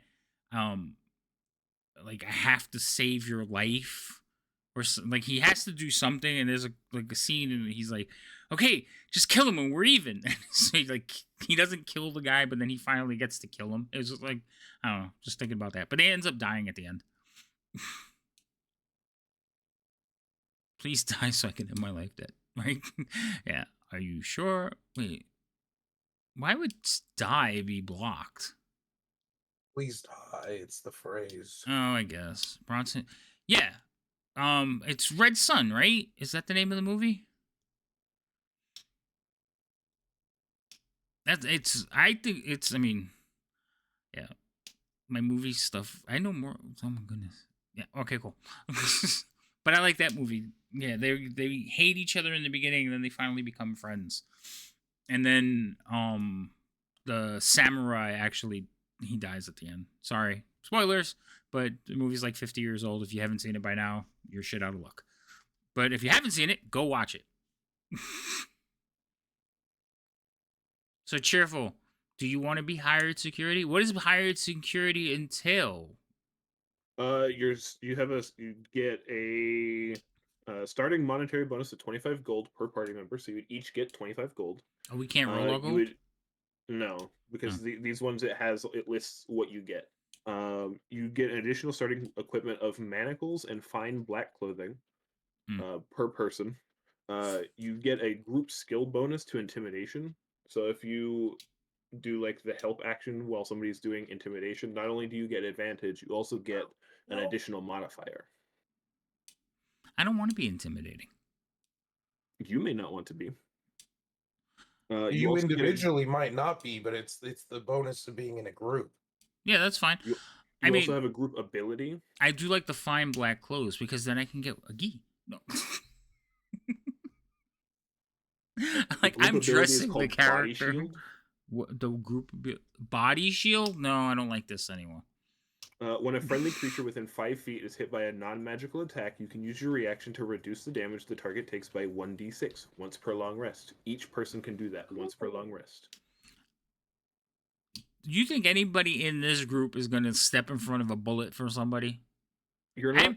You aren't taking the damage. You're reducing it the same way that a monk reduces ranged attacks. Okay. You're just reducing the damage. Okay, I could deal with that.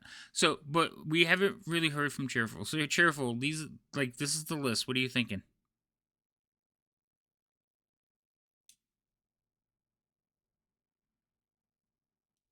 She might be distracted again.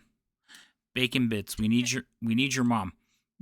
Yeah, I know. They're fighting bedtime. Sorry.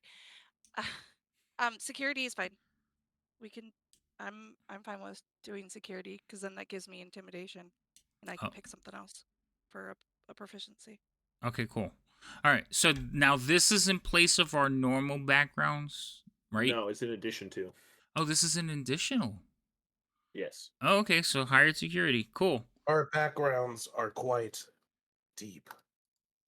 I see that. What else do I got to pick for my background then? So I got to pick something else. Then you would pick your personal background, which is why I asked what trade city are you from? Which capital city are you from? Because they have them. They also have backgrounds by location and by faction. Kind of like it. It kind of. Are you gonna give me like a list of all the stuff that I got to add to my character sheet? And are we gonna be using Fantasy Grounds for this, or are you gonna make me write out a character sheet? if you pick a whole bunch of homebrew stuff like Rhino did, he just made a PDF and typed it all out and then sent it to me. I guess we could do that. But you could use both. Yeah, Cole's right. Where are the monk training centers? The main city for the Bohender is in. Let me think. Let me find it. Epic is gonna forget. No, he's not. 100%. Stop it. But I am gonna write something down.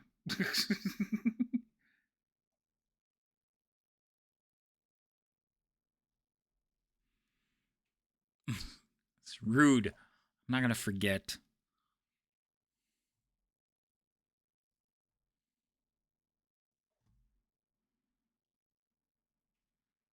Their main base of operations for the Bohender, which is the monk people, is in the Korasoth Mountains. So, okay. Can I So be it would their main city would be Innis, Innis? Innis the mountain. spelled Innis. Okay. What do we get for hired security? Intimidation, right? Group intimidation. As a And- group, we get. Yeah, you have a group skill bonus for intimidation. That does not make you proficient in intimidation. You just have a bonus to doing it if When you someone do it helps you with together. it. So it's +2 No. advantage. Well, you would have advantage for doing the help action, but if two or more people give somebody the help action, or if somebody, say Rhino's character is doing an intimidation check, if your character and or Cheerful's character, because you can both help, not only would Rhino get advantage because you're helping, but based on how many of the two other people help, Rhino would get a bonus to that. Oh. Based on how many people from the group background assist. So we don't actually get the got it. proficiency though. No proficiency. Okay. Not with this one. Okay. I am proficient in intimidation, so What does coming from Innis do for you? From being from Innis, you can claim that you're the Innis crowd. We have to do that. the background based from Innis is troubadours, because it's a very music based city, because it's the city of melodies. Okay. They have a big yearly bard festival every year. You would have skill proficiencies in performance and acrobatics. You would have a tool proficiency in your choice of one musical instrument. You would have the equipment you would get is a performer's outfit, a music instrument of your choice, preferably the one that you're proficient in, a bottle of your favorite alcohol, and a pouch containing 10 gold of tips. And then your feature is almost famous. Is that in addition to the 25? Yes. Background and group background stuff is in addition to. They're all in addition to. Oh, okay. So, you know what? I'm kind of liking that because I decided I want to play the flute. Okay. Like, I but will the take a picture long and send it to you. the long flute, so I can use it as a weapon.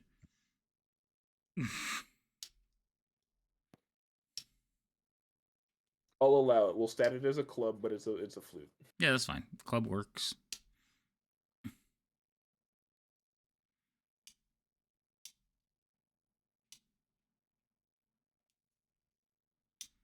No, it's a background. I haven't changed the class. This is all just adding to the class. It's just getting classier. Yeah. We're building up. It'll be fine. Well, flute is a monkish weapon.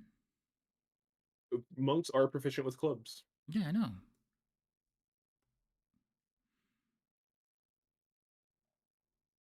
I don't think I've ever played them.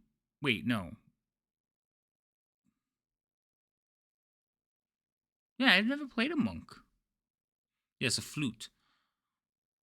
I'm afraid to click on that. Click on the link. Oh, I'm not clicking on it.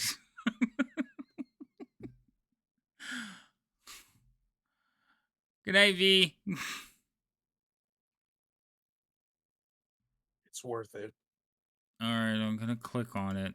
Everybody's Well, gonna it's see it now. Oh, Jesus. I'm only a few minutes in, but it doesn't seem inappropriate, so Why does he have fangs? just wait. It explains it very quickly.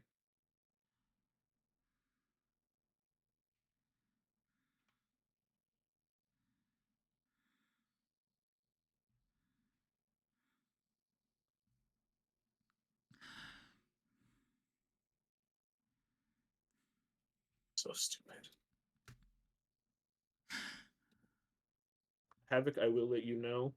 Wait, I can't hear you. you're- Hold on. Okay. What? So you can either have the location background or a faction background. It would be one or the other. Oh. Well, I kind of like the monk background. Like the school. Well, no, this is for like the actual background, like your group background, but for you specifically, like the troubadour one for being from Innis. Uh-huh. The faction one has two options. There's Morushani, and there's the monastics. The Morushani are the people who like actually study the way of eminence, and the monastics are just everyone else that stays there. What is the difference? Like, what does that mean?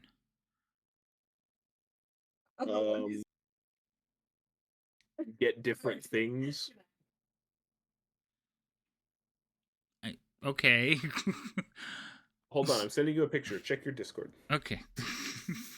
I was like, I need. So you guys can't hear the song, right? You could just see like the dancing flute guy. He doesn't have a ball spell. Oh my god. All right. Play as a fireball spell. Great. Damn it. You just Hey, got Bane. Wait. I want a steak. Steak is good. But I feel like since we were just talking about flute playing vampires, I'm nervous. Oh, okay.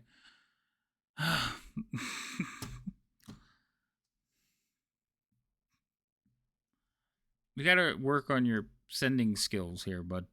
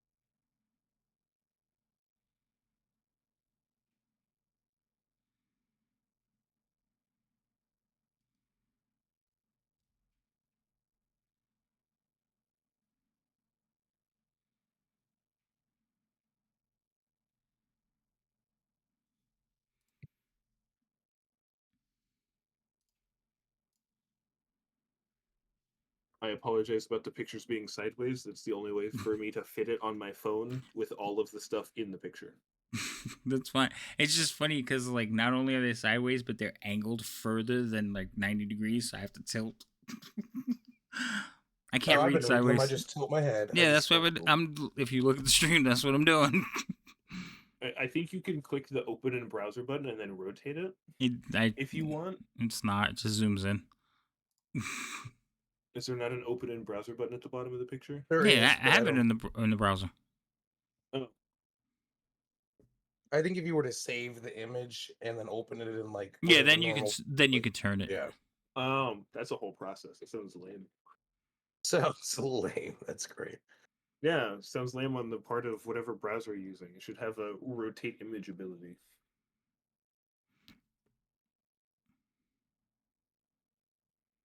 All right. So out of these two, the Mastics seem a little bit more in line with what I'm thinking about playing. Okay. So you're gonna So- pick that one of the three? Wait, there was 3. I only read 2. Because there's the location background from Innis, and then the Bohender have each of the factions have 2 background options.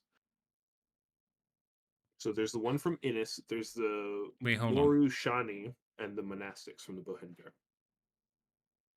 It won't let me. I sent you 3 pictures. I know. I looked at the first one. All right. So, first one says, "Oh, the troubadours." Yes. Okay, that was the first one you gave me, and then the other one is the monastics, and then the other one is Moru Shani. the Morishani. So the monastics sound more like what I want to do, but you don't get the stuff that the troubadours give you. Is that what you're telling me? Yes. You could have a city background or a faction background. Not both, unfortunately.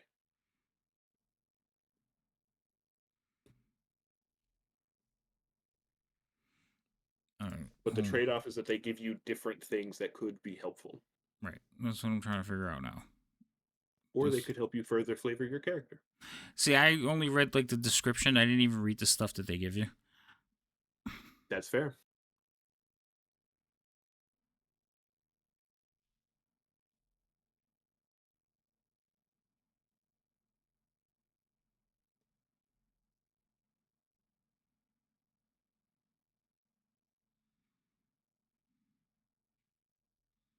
What are the law brand? Lawbrand is the like nation. Oh, okay. So It's I the location of the place. So I like the things you get from the troubadours, but I think the the flavor of the monastics is more in line with what I'm thinking. Not just decisions, but difficult ones too. Well, I like because That's all I one, present you. it gives you acrobatics. So I don't know if I could take acrobatics. You think you're nimbly bimbly or something? Shut up, you.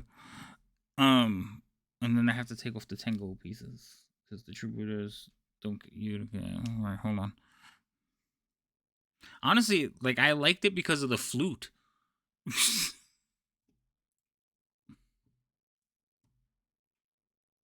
Boo. I'm sure there's other ways to get proficiency with an instrument.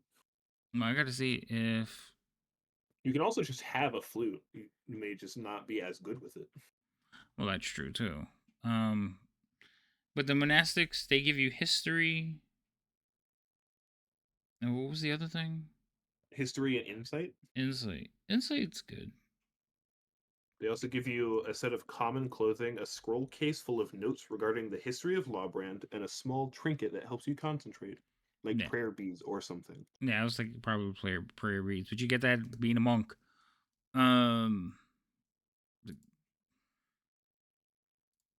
Yeah, but these are special prayer beads that have the symbol of the Bohender on them, so people know that you're friends with them, which means they're less likely to hurt you. Oh, good. So monk gives you Unprovoked, at least. a musical instrument. Did not. Yes, it does. So I It does. I could still get my flute, so that's good. Acrobatics I can get from monk class. What's another good monk skill? So far I have history, insight. Oh, I haven't picked a background yet, so I can probably take a background that has that. So maybe, well, let's look at the backgrounds before I choose this one. Back to background. So far, monastics is a background. Oh, so monastics is in place of the backgrounds, because that's what you said you get to pick 2. No, you get to pick one of those 3 in addition to the ones on D&D Beyond. Right, that's what I'm saying. I still haven't picked my background from D&D Beyond. Oh, you mean as one big list? I thought you Yes. meant we get. These I are thought, additional options when you to said that list. in addition, I was like, oh, that's a lot. No, the two are the group one and your solo. Gotcha. All right. So, well, no, I don't know then, because I might like the ones in D&D Beyond more. Go this way.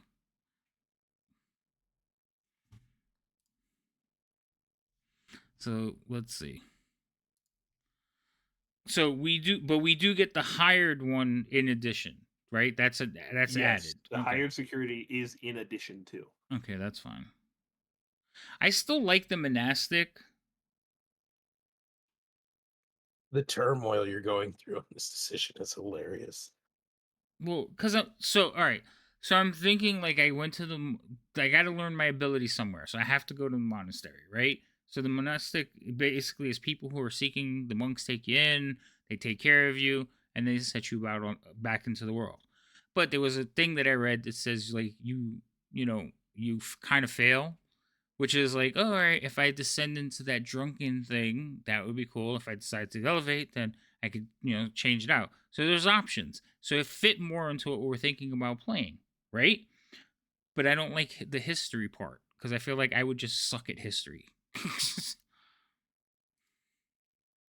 Well, that's the thing. It helps you not suck at history. But I don't want to have history. What was my intelligence? I don't remember now. Actually, my intelligence was pretty good. Fine. I guess we'll keep that one. We'll keep that one. And then we'll have to. So, acrobatics is a must because I intend to be doing acrobatic shit. Allegedly. Allegedly.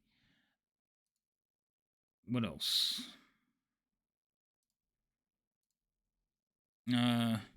Bad history stat. Have in-game reason for forgetting backstory. You're playing parts in your work with. I am playing. I'm trying to fit it into the idea of the part. That's why I'm having such a hard time. What's I will give him the grace that there are a lot of options not just the things on D&D Beyond, which is already quite a bit of options. Yeah. So I'm not taking religion. I'm not that kind of monk. So history and insight I already got. So I guess athletics is the only one left. And now I feel like I should probably not put my strength so low. You could also religion doesn't just mean that you are religious. It also just means that you have knowledge of what other religions are.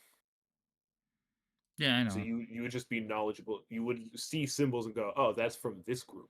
That's from that group."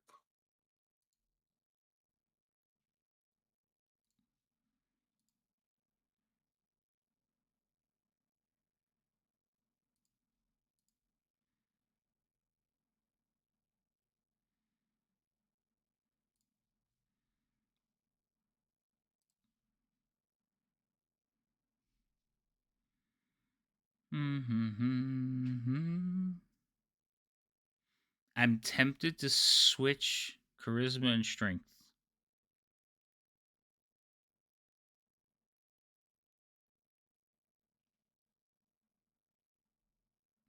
You do get a +1 to charisma, so you would have nothing below a 10 if you Right. did that. Right. It would be it would still be a 10. Because unarmored defense is off wisdom and dex. So I want to keep those where they're at.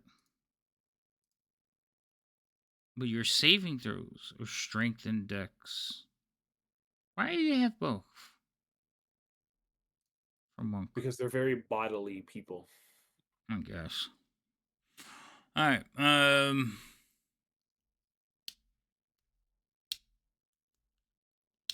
One of my favorite characters was an art thief that pretended to be a gourmet chef serving kobold cuisine that was just magically flavored slop.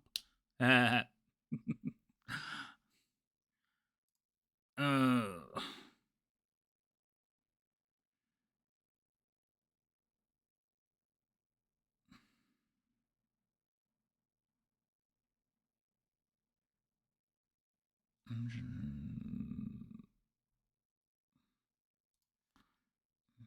see.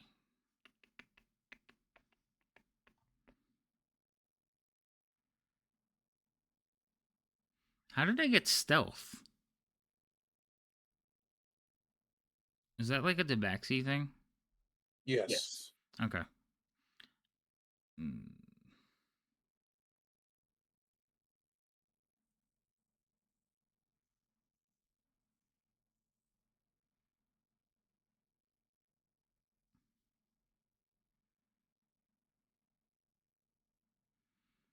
Mm.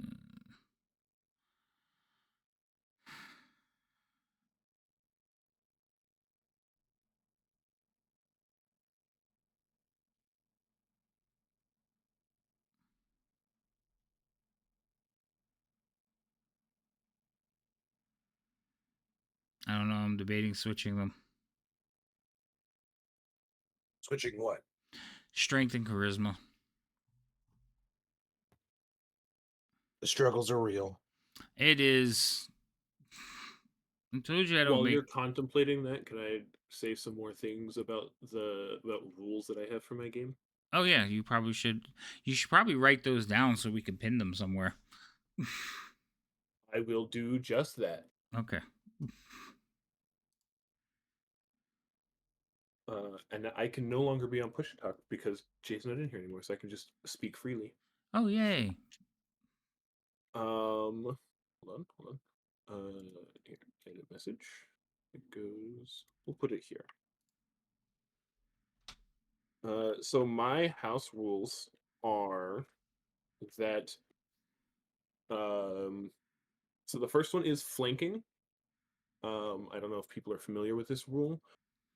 Essentially, if you murder sandwich somebody in melee range, so it'd be you, enemy, ally, right? In a straight line.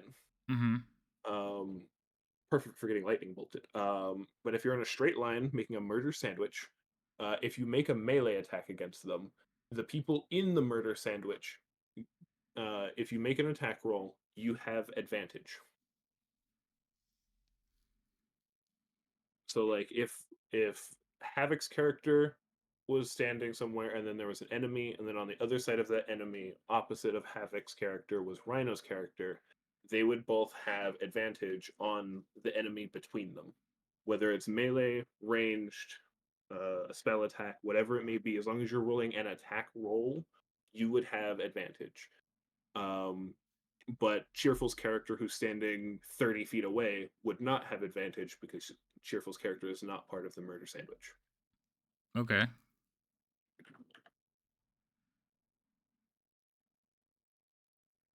And then another one is potions. Um, this mostly applies for healing potions because they're the most common kind of potion, probably. But drinking a potion that isn't like buried in like a bag of some kind, like if it's in a bag of holding, pulling stuff out of a bag of holding is already an action.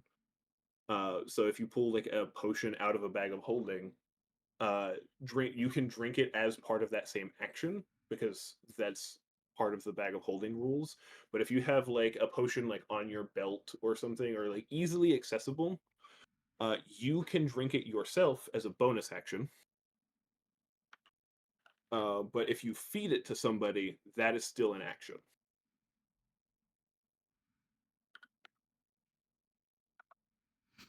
Got it. Got it. So like if you're dying and you drink a healing potion, you can drink it and then fight to potentially free yourself from dangerous positions. But if your friend is dying, you have to use your action to feed them. Or Because just don't have combat is, friends. or just don't have friends, or let your friends die. But that's sad and rude.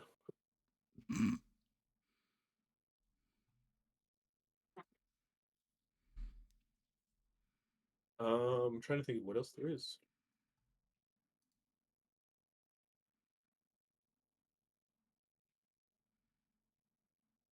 I already mentioned cover. There is technically not cover. You can see each other or you can't. But if you do roll a nat one with a ranged attack, you could potentially hit someone that isn't your target. So if you're hitting someone that has like 3 different people in between you and your target, then you would roll a d4 to see who you hit because you missed really bad. Nuh-uh. Nuh-uh only applies if you have some way of negating such a thing. The nuh-uh doesn't just outright work. No, Oh, not this time. sh- It well, might work for shit. some other things, so try your luck. See what happens. Are we taking Sounds like bets a now threat. on how many times he tries to let them die? Me? Let who die? Certainly not me. I feel like she's talking about me. Or me, because I said, or don't have friends. It might be that one.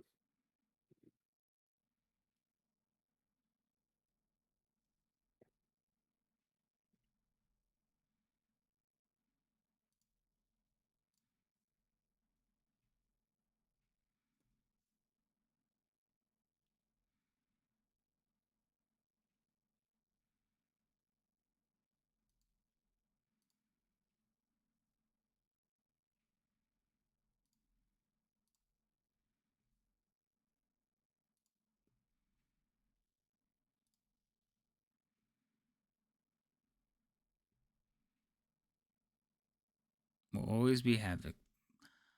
I don't let people die. I have a life debt.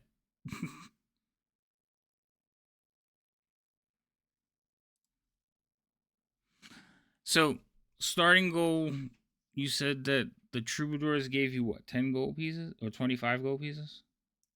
The No, troubadour background gives you 10. no, never mind because I took a monastic.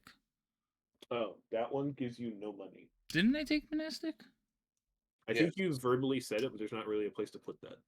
Right. So I don't. Well, no, technically there is because it says you can type in your own as one of the options. Well, I was just trying to figure out how much gold I had. 25 from your group background. That's it. Yep. That's not a lot. It's as much as the noble background gives you, which is the highest amount of starting gold you can have. Okay, maybe that is a lot. Winning. For a level 1 character, it is a lot. I don't need that much stuff. You can feel free to give me your money then. Absolutely not. I'm not that kind of monk. I need alcohol. You can spend your 25 gold, any starting gold that you have, on stuff before, up until the first session starts. Okay. So if you want, in addition to like your starting equipment, if you want to buy other like gear, whether it be weapons, armor, well, if I'm consumable items. so so here's the question. I have a life debt, and since I can never pay it back, I sacrifice all of my foes to the blood gods. Go ahead, Bane. I like it. No, so here's my question. So there is starting goal or rolling for goal. Usually, when you do starting goal, you get the starting equipment for your class plus this amount of gold to have in your pocket.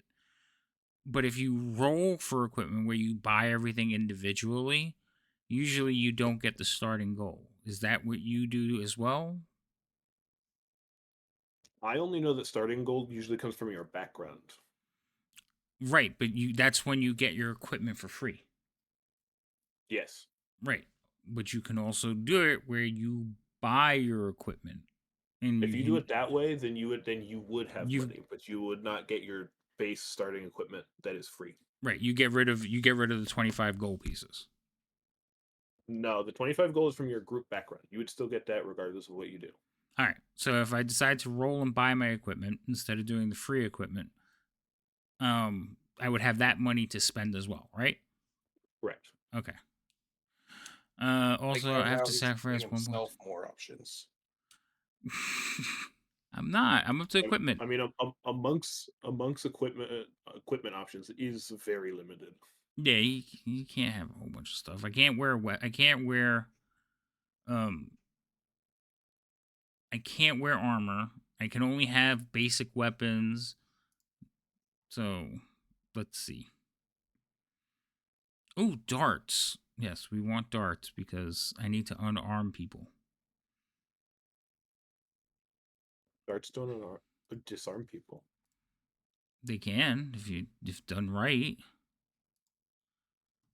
I put a dart through your hand. What are you gonna do?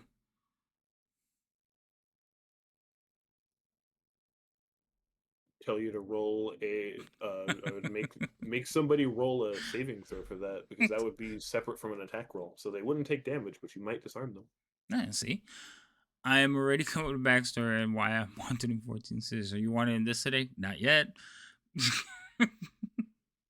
I am not delicate.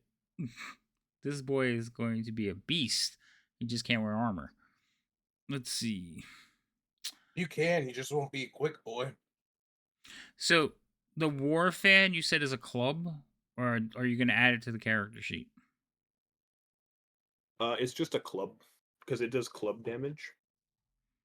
Okay. So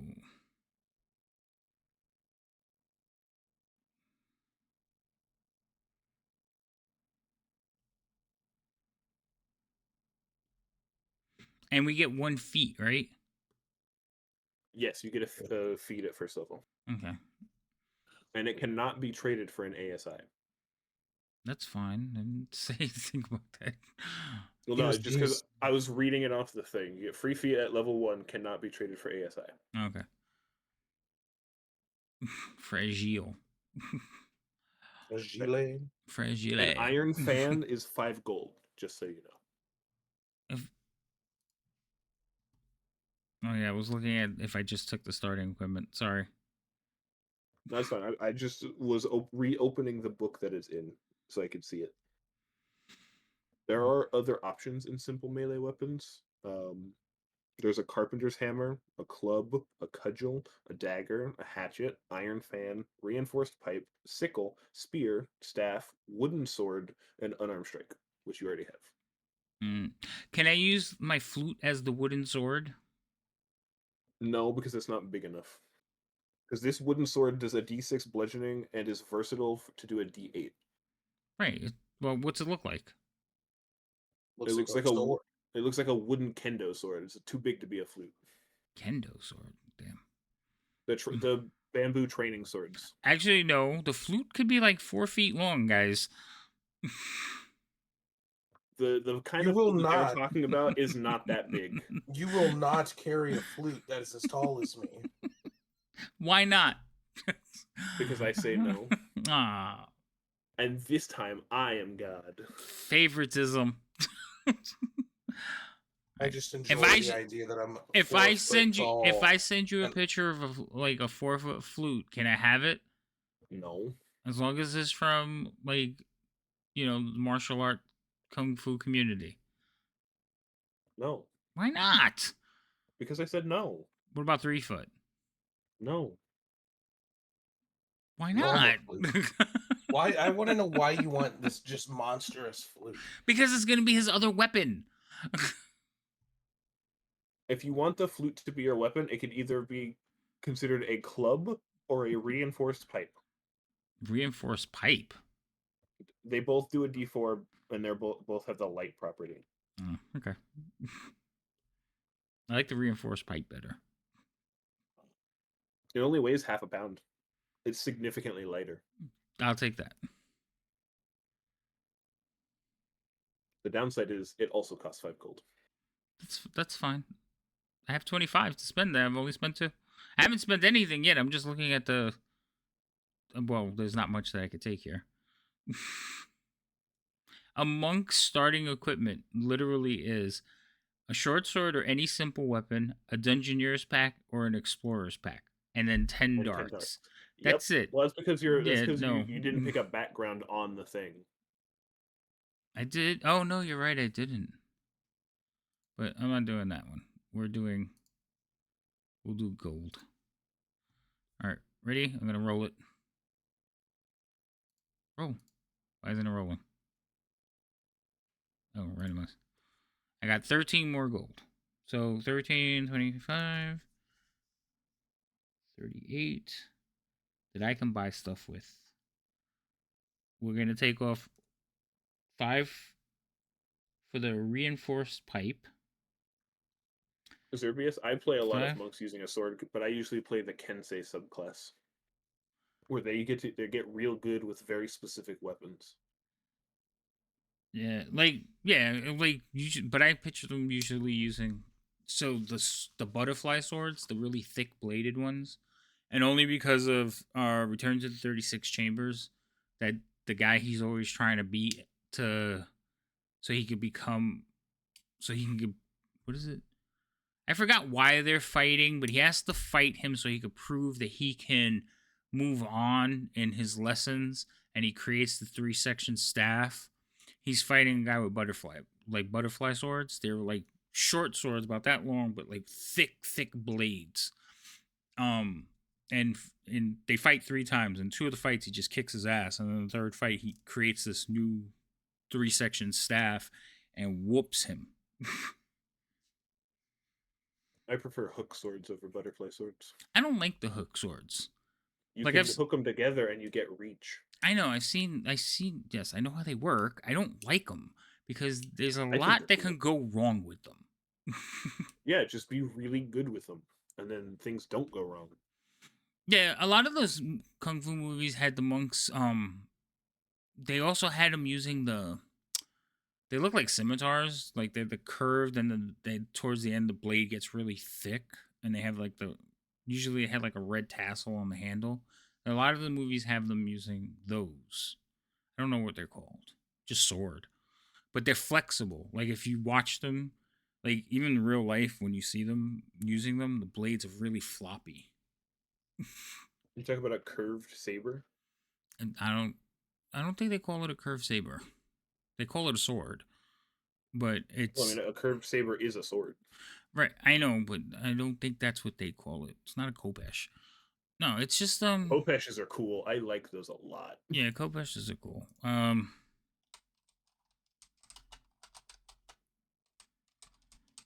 I forgot. They haven't. Oh, the hook sword came up. Jesus Christ.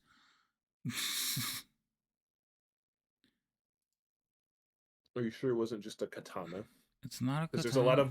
there's a lot of kung fu movies where they just give everyone katanas. They call it a broadsword. Here, this is the sword right here. Open. This is the sword here. Now this sword. So it has a little tassel, blades like really thick. But if you like see them use them, they're very floppy, and they're supposed to be. I don't know why, but they are. And sometimes they'll have like a double. So you'll see in the movies the guy's fighting with one, and all of a sudden he pulls it apart, and it's 2 of them. Oh, that's a broad saber. Yeah. It's broadsword or saber. Yeah.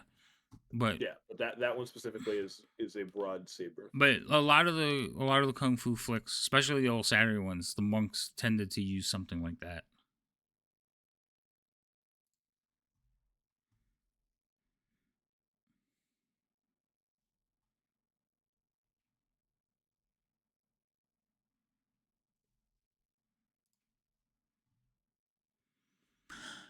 Hey, Zerb, take it easy, man. Thanks for stopping by.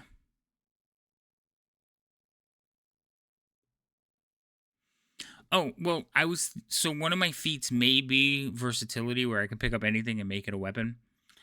We're going to see. All right, so I've already spent 10 gold, 1 on the fan, 1 on the flute, the fancy flute, even though I get it. So I have 28 gold to still spend.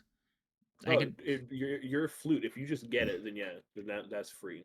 That's from your class, right? Yes. Yeah, then you just have that. Thank you. Just remember that it's a reinforced pipe that does a D4 bludgeoning. Well, I'm writing notes finesse. because I'm gonna. Yes, I'm writing notes. You like to have him bro? Well, I'm thinking, Bane, that I might go like drunken monk.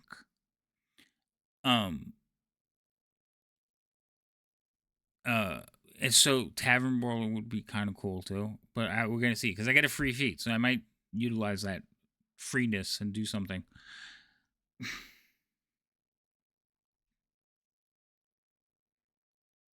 Wait, hold on. I gotta add it back on 33. Okay, 33 gold pieces because the DM has graced me with a free flute.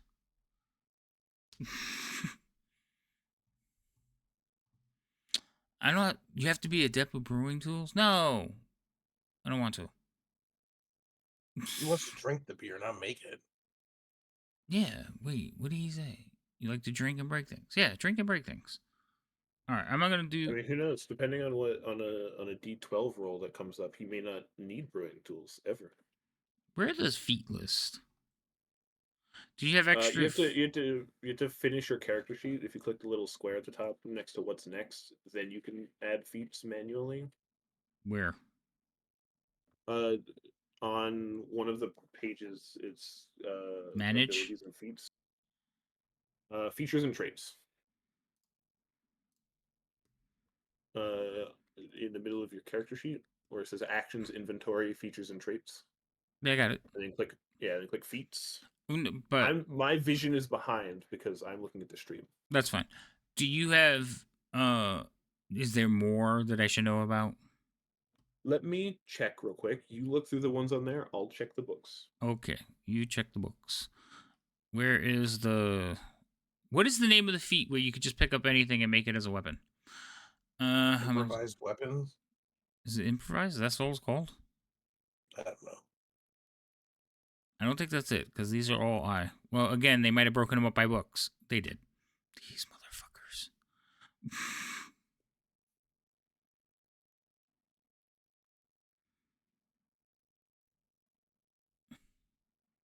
Tavern Brawler. Oh, it's Tavern Brawler. Okay.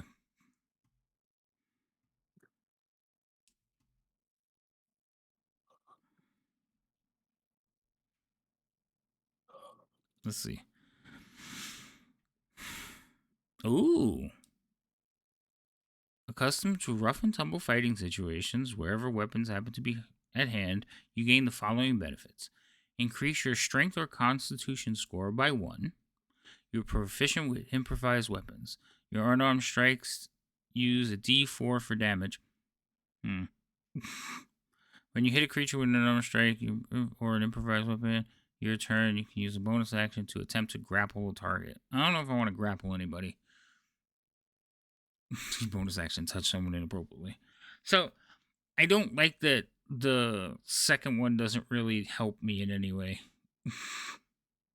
Which second one? Your- The D4 unarmed strike? Yeah, the unarmed strike, that doesn't help any. Well, I mean, that you would now have both your claws and your unclawed attack would both be.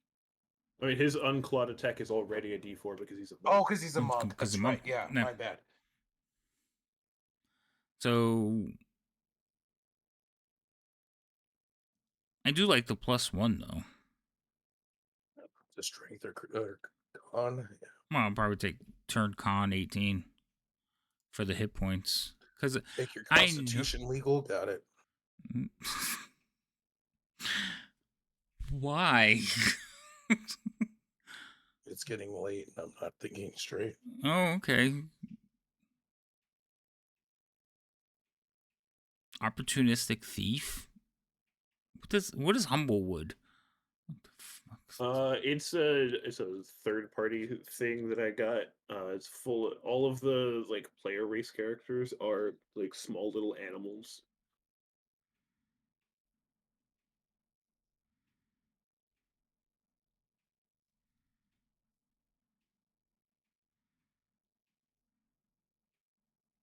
Ooh, mobile. Would you like to play as a bird? No, I don't think. Well, nah.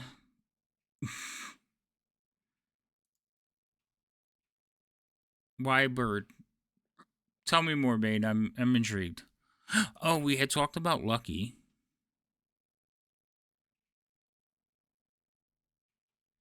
I sent you another Discord message, Havoc, with a list of feats. A list of feats. You're sending Havoc feet pics? Alright.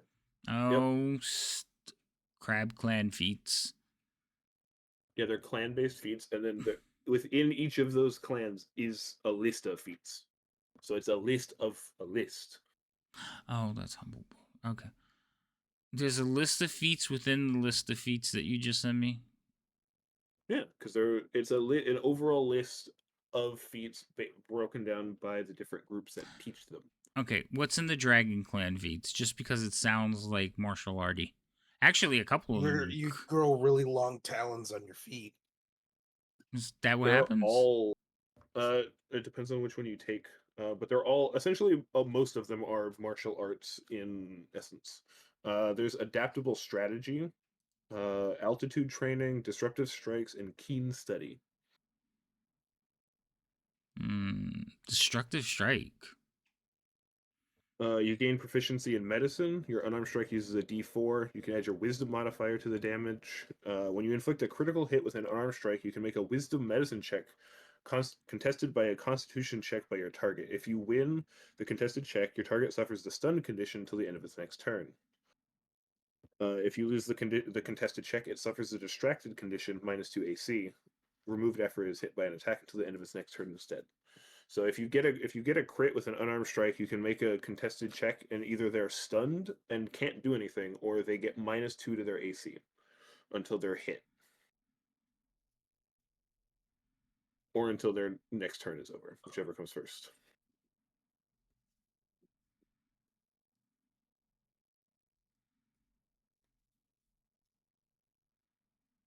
So you get proficiency in medicine. A cool thing to do when you crit hit with the unarmed strike, and an additional way to calculate your unarmed strikes.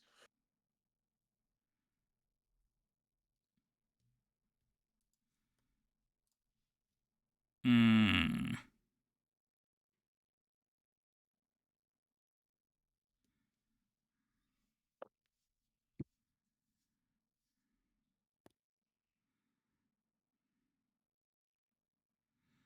Let's see.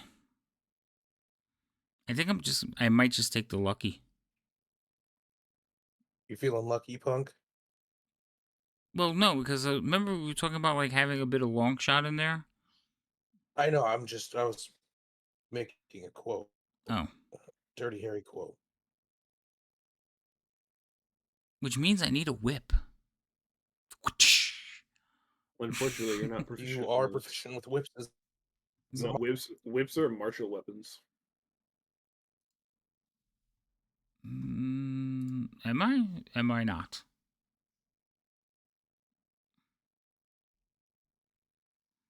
Up to you. I know I am. My class is proficient with whips. Never gonna use it, but I'm proficient. Yeah, you had one in the beginning of the game, didn't? Oh no, wait, I'm thinking of the wrong character. No, that was this. That was the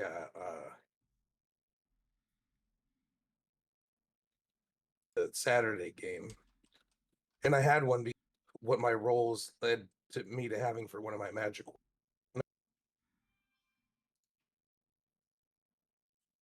Yeah, it's a martial weapon, finesse, reach, and slow. Slow? I must have taken it from I took it from the wrong thing. Well, no, because they updated all of the weapons with the new 2024 weapon mastery stuff, so you can't get a weapon that doesn't have that on there. Oh, You you just have can't. to ignore it.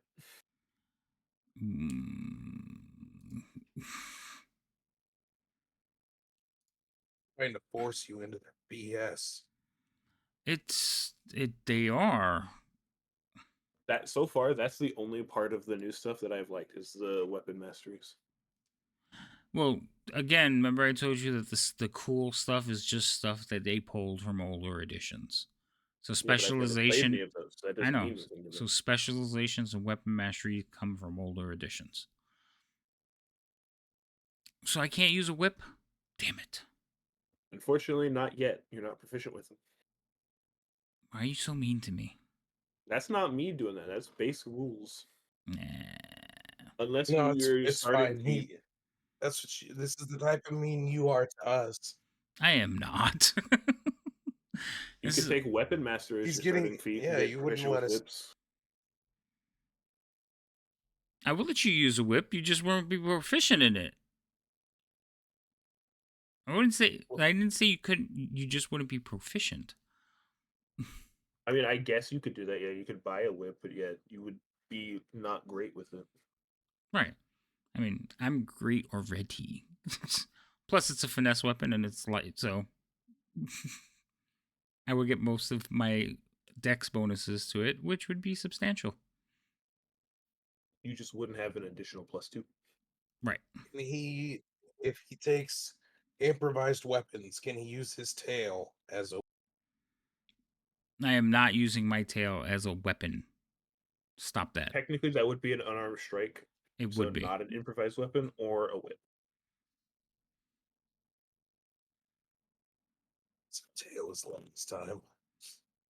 Well, I'm trying to think. Like Longshot didn't. He used darts more than anything. So I think I'll stick. I think I'll just stick with the. But I think luck would be an interesting one because in those rare occasions, well, not rare occasions, in those occasions when I get hit that I don't want to be hit, it would be nice to be like, hey, can we reroll that? Oh yeah, I plan on using all kinds of body parts, man. And since you're a tabaxi, I will let you bite people as an I unarmed don't strike. like that. I'm gonna be doing that thing where I bring up a hind leg and just like rake.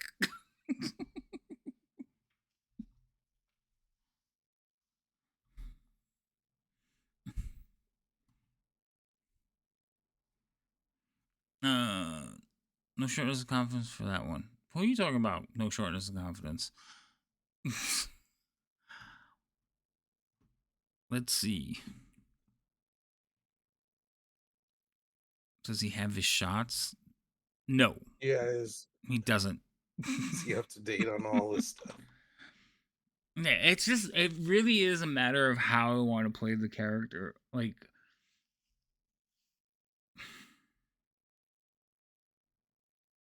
You just make your player schizophrenic, and then you can have all types of personalities. oh my god, that would be hilarious. No, so I'm definitely going with the acrobatics and the athletics and the acrobatics. That's going to be like his big thing. He's going to use basically like harmless looking items as weapons. So like the flute, the fan, his hands, his feet, his head, tail, like all kinds of stuff. So but like that's pretty much it. Like he's not going to be and then the darts. But the darts are going to be more for like when people are like using lethal combat against him. It's like I said, he's going to be using them for disarming people. Or, evening the odds. Does that make sense? Yeah. Yes. So now it's just going to be what kind of fighting style is he going to use? So is he going to, if you make a small dot, does he have to chase it? Oh my god.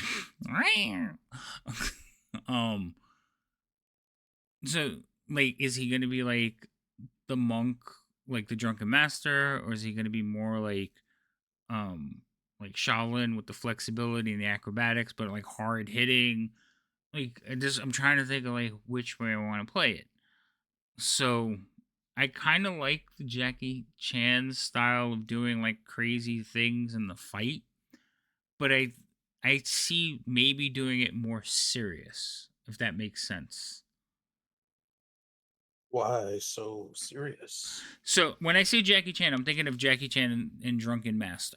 So a lot of the stuff is supposed to be like he's just it is the fighting style, but a lot of it is just like you're avoiding things by like falling down and kind of being a goof.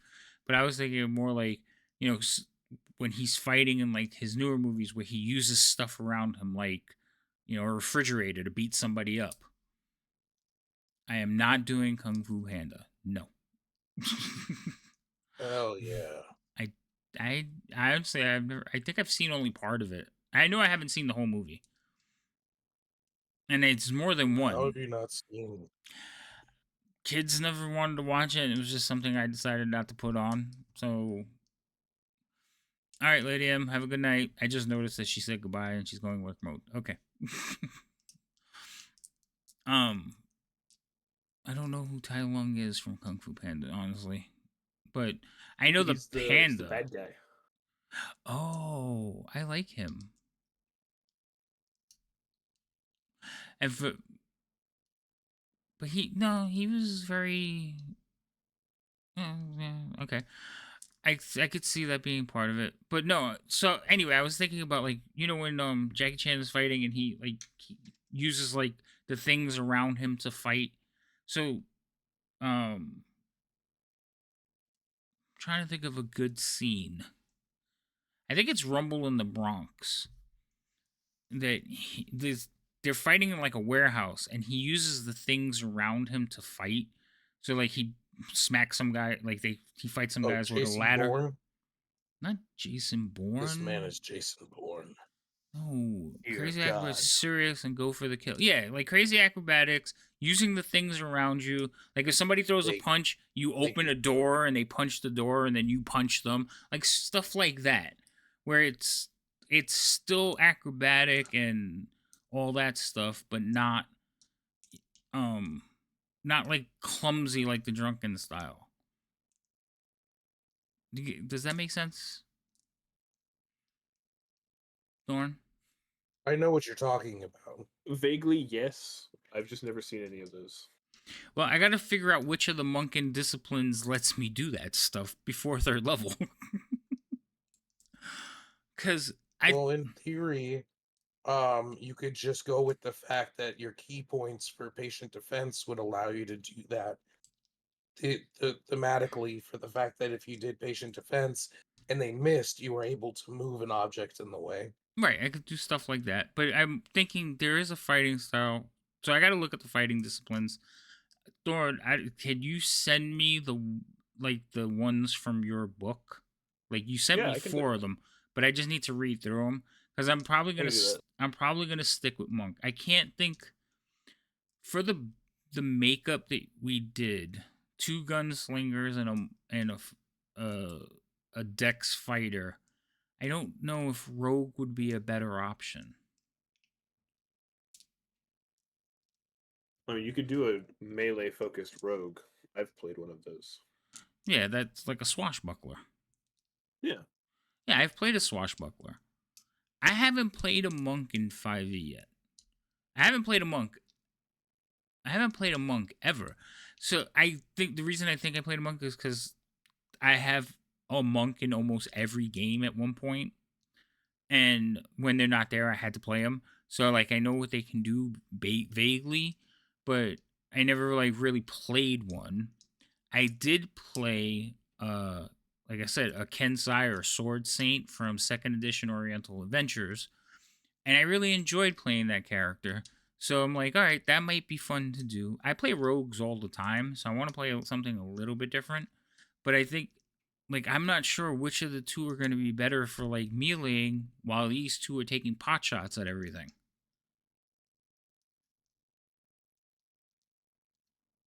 What do you guys think?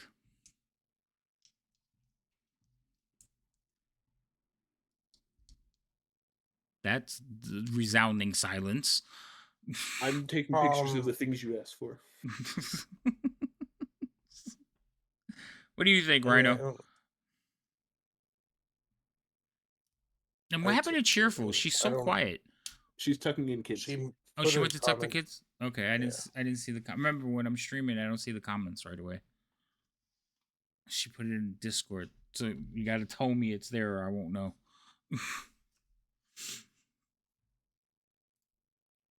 I'm sorry, what was the question? We got sidetracked and I forgot what the question was. So, as far as like the way you guys are playing 2 basically ranged characters, you're playing gunslingers, right? Yes. So you're playing nimble, fast, ranged characters. Okay, great. Ideally, what's going to be the best thing to like synergy with you guys? It would have probably been a melee fighter. Now, but I kind of want to play a dex character. So between a rogue and a monk, I'm thinking the monk is more adept. But what do you think? Because remember, I DM most of the time. I've seen it done both ways. I've seen monks, or not monks, rogues that I had a rogue that ran through chapter 1 that their starting feat gave them proficiency with medium armor, and they dual wielded daggers, and they were essentially the tank. Not through health, but by just being up front and not getting hit. Right. So it could go either way. Okay.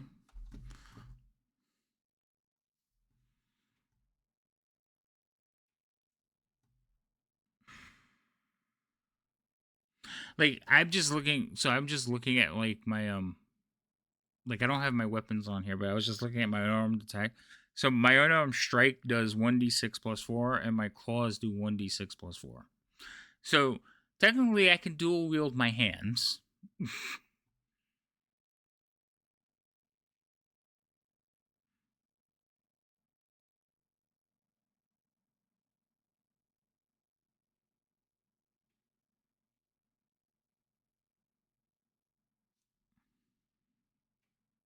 I mean, I can technically, it's not a hindrance to me to fight up close, but I think, you know, not wanting to get hit, I would prefer not to. Right. But I'm saying one of us is going to have to be up front, at least a little bit. So, Or you could firing line your enemies before they ever get to you. I mean, yeah, I guess we could do that too. Like, I already know, like, my whole, like, as far as roleplay, I already have it in my head. I know how I'm going to play it. And it's like, I'm pulling it from Red Sun. I think it's Red Sun. It's one of the movies. Basically, I owe a life debt to one of these two, and I'm there to save their life. But there's going to be, like, well, you could have saved my life. Why didn't you do it then? That was not the time. I'll know when the time is.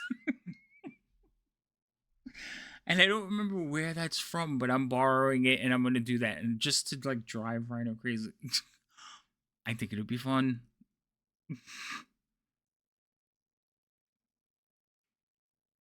Oh, it's not Red Sun. I think that's from Robin Hood.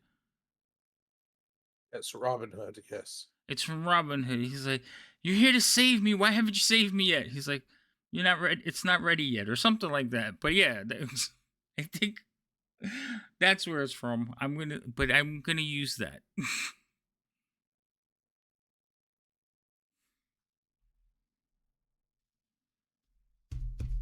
Where's my pen? So now the question is, what feat do we want to do? Because that's where we kind of left off. I would say go for the left one. Oh my god, everybody with the jokes. You keep setting them up real easy. I know.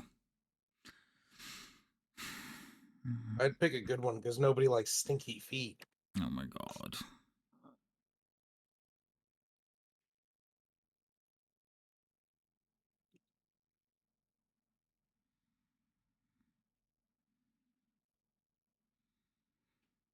Just curious, would you let me take defensive duelist? Are there any prerequisites that would prevent you from doing so? Dexterity 13 or higher. If But that's the only prerequisite, then you should be able to take it. it says when you are wielding a finesse weapon, which you are proficient, or any other creature hits you, and another creature hits you with a melee attack, you can use your reaction to add your proficiency bonus to AC for the attack.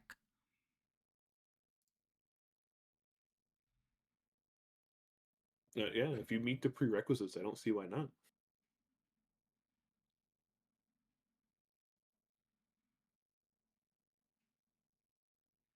We also don't have a healer, do we?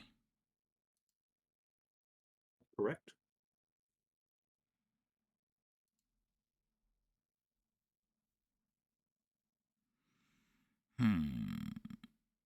This is all your fault. Me? Yes, you. I didn't tell people not to pick a healer. It's not my fault. All I did was put options in front of people and they picked things. It's not my fault. Well, I know Ladium has her, like, her thing tomorrow, and if they set her in, she might be able to join us.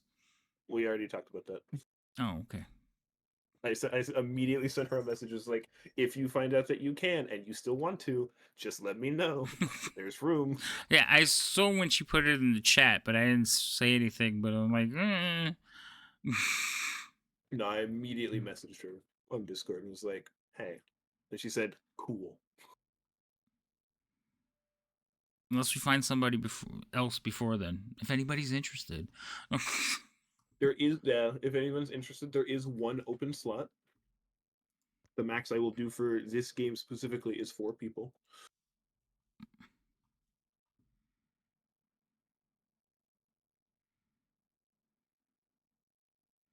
Polearm Master is always a good one.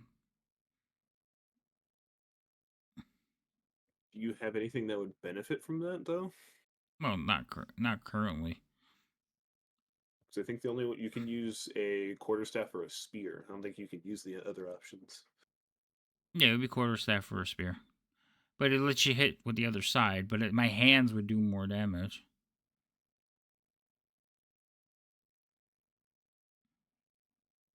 I think that's what the downside for monks usually is that eventually your unarmed hits hit harder than that bonus action. Mm-hmm.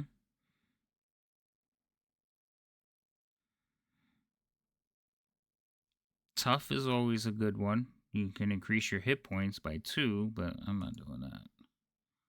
My There's an goal. ability with the gunslinger, which is nice, is that you can pretty much there's points that you can spend that would just allow us to use our hit dice outside of a short rest to gain health back. No. All right. I have it narrowed down between lucky and defensive duelist. Because Flip a technically, coin, roll a dice. if I'm using my hands, I can defend myself. So, is it? Your hands are not finesse weapons. They are not weapons. Unarmed strikes are not weapons. They are finesse weapons. They are not. It says so in the rules that unarmed strikes are not weapons. Because you can't silver your hands. So You can what? silver a weapon, but not your hands. Why are you making this difficult? With that attitude, you can't silver your hands. I'm not making it difficult. That is both in the rules and sage He's advice. not in. The shoe is on the other foot, and he's not thrilled with it. No, I'm just testing. I'm just testing it. Oh, is that what it is? Is that what's happening? Mm-hmm. That's why I asked him in the beginning, would you let me take it? And he was like, yeah, I'll let you take it. But he would immediately like let me take it and be like, yeah, it's not going to work the way you wanted to. So that's why I asked. Yeah, you can take defeat. It just won't work for your unarmed strikes. So what if I put brass knuckles on? If I can find a stat block for a similarly themed item and it has the finesse property, I will allow it because that is a weapon. I mean, at low levels, that would probably be better than your fist, but at a certain point, your fists become way better than any weapon. Mm-hmm.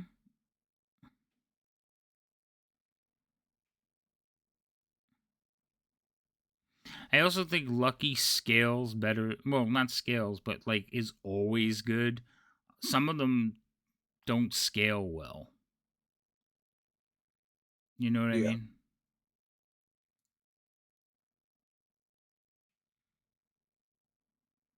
I do know what you mean. What I don't like is being a level 1 character and looking at my HP. It makes me sad.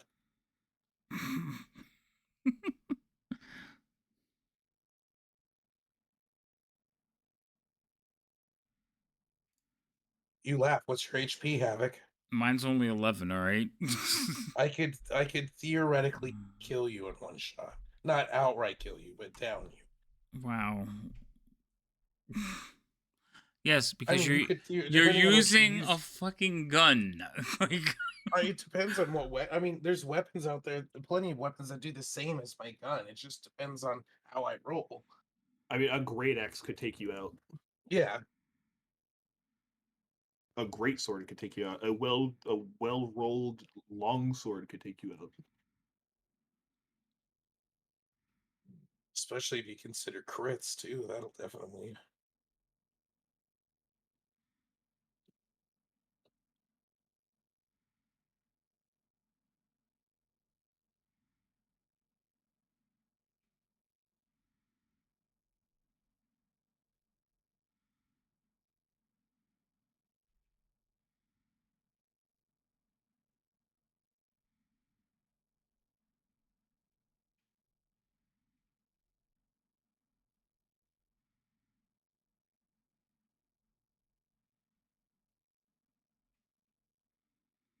All these wonderful things that nobody ever uses. Oh, I also liked mobile, but with the monk class, that eventually is Super speedy. no. Observant is always nice, but I don't think we'll need it. Bell's resilient.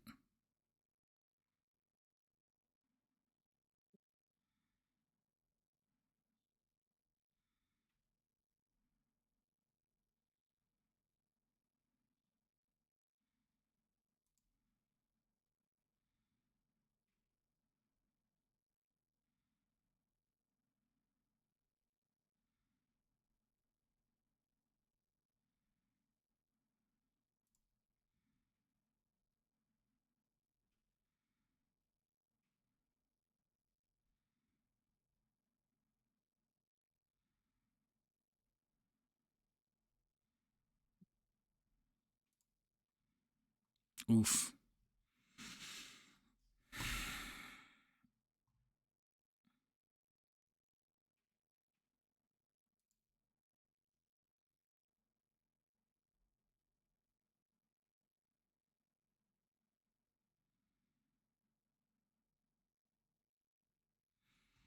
Alright. Where are these things that you sent me?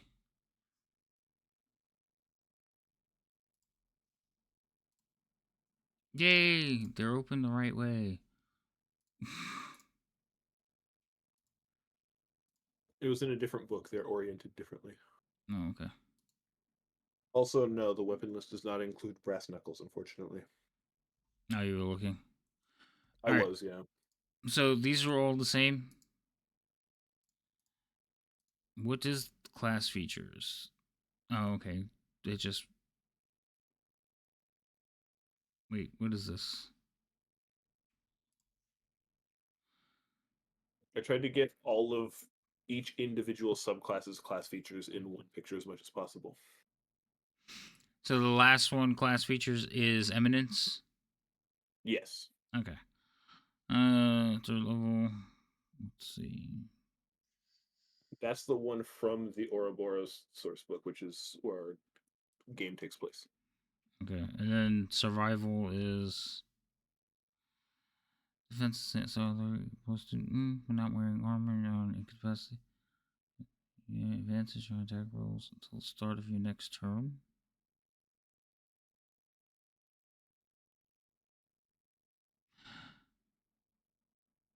Mm.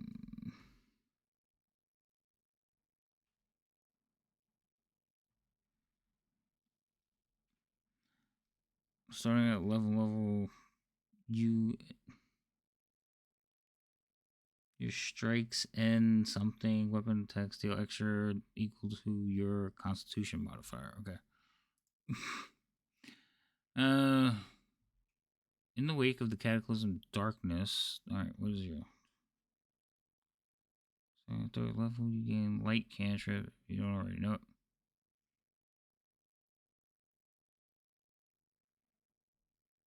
Seriously, you can hit somebody so hard they create light.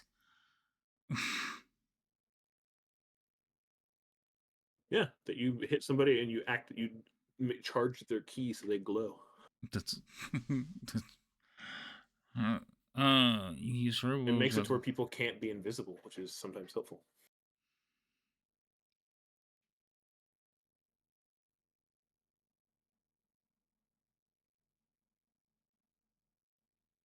Swift step. Starting at third level, you can use flurry of blows without taking an attack action on your turn. Additionally, when you use flurry of blows, you gain advantage on your next attack roll and you gain the benefits of a dash action until the end of your turn. That seems a lot. Oh, you're just taking your turn and you're using your bonus action, then your action. And then you can run away if you kill them. So, I like freedom and survival so far. I like survival. That one's my favorite. It gives you a big boost to con stat to your AC, not con. It gives you big boost to AC.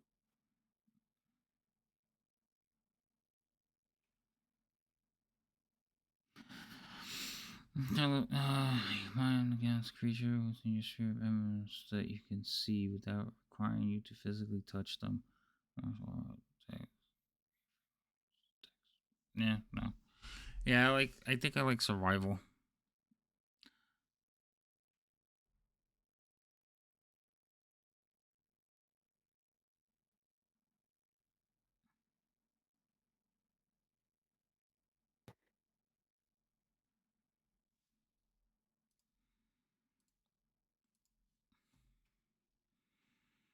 Hmm.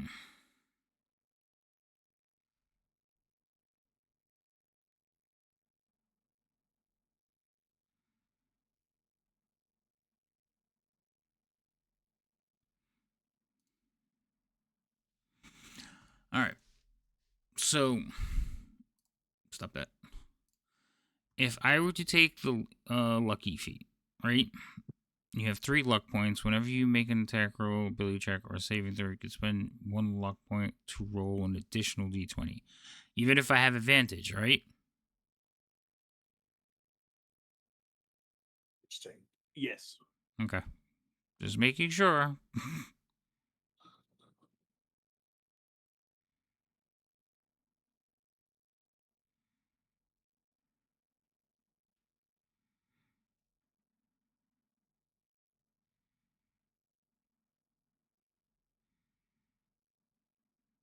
Yeah, I think I'm gonna take I'll take lucky.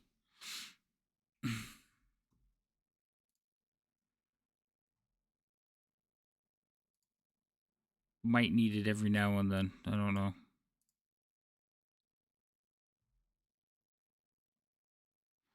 So I just have to buy my stuff, create the background, which is not really a big deal.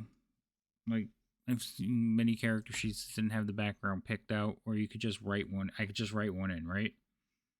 Yeah, under the manage thing, if you go back to the character creator section, you can, if you go to backgrounds, it lets you write your own. Oh yeah, it's gotta be over here. Custom. Okay. All right. So you did send me the background in one of the sideway pictures, right? Yes. Okay. So where are they? I think it's this one. No, it's this one.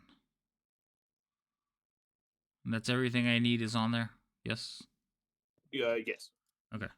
All right. So I can custom create them. I'll custom create one in there. Basically, everything else I took pretty much out of the book.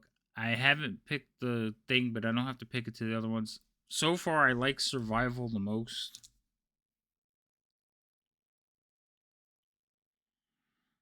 I'm just making a note. But I'm going to look at the ones from the book and see if I take one of those instead. I mean, I have a couple of levels to pick, decide. And Yeah, then you I have roughly 4 weeks. right, and I had 4 weeks, 5 weeks. 5 weeks. Yeah, you start at level. Oh, yeah, Potentially, you could level at the end of every session. yeah. Technically. That's fine. I was like, wait, what are you talking about? Like, I thought you meant like I had to decide before we started playing again, and we weren't playing for 5 weeks. No, you have like 2 or 3 sessions of worth of play to decide. Okay, that's fine. And we're playing in 2 weeks, right? Allegedly. I believe that's correct. Because I still have to buy stuff and everything. But I'm going to buy the stuff. I'm probably going to want to draw out my character. And, like, I think I got it all figured out. But, like, I'll think about stuff and be like, this might work better. I do have, like, what I want to play pretty much down pat. I mean, you can edit all you want up until we start session 1. Just Yeah. let me know any changes you make. Yeah, I know. No, but I think I'm.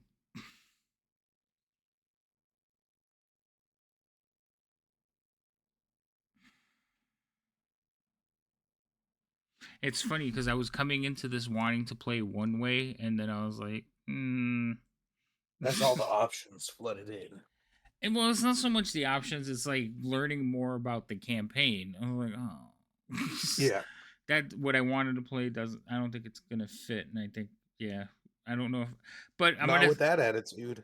Well, no, because I was hi Dizzy.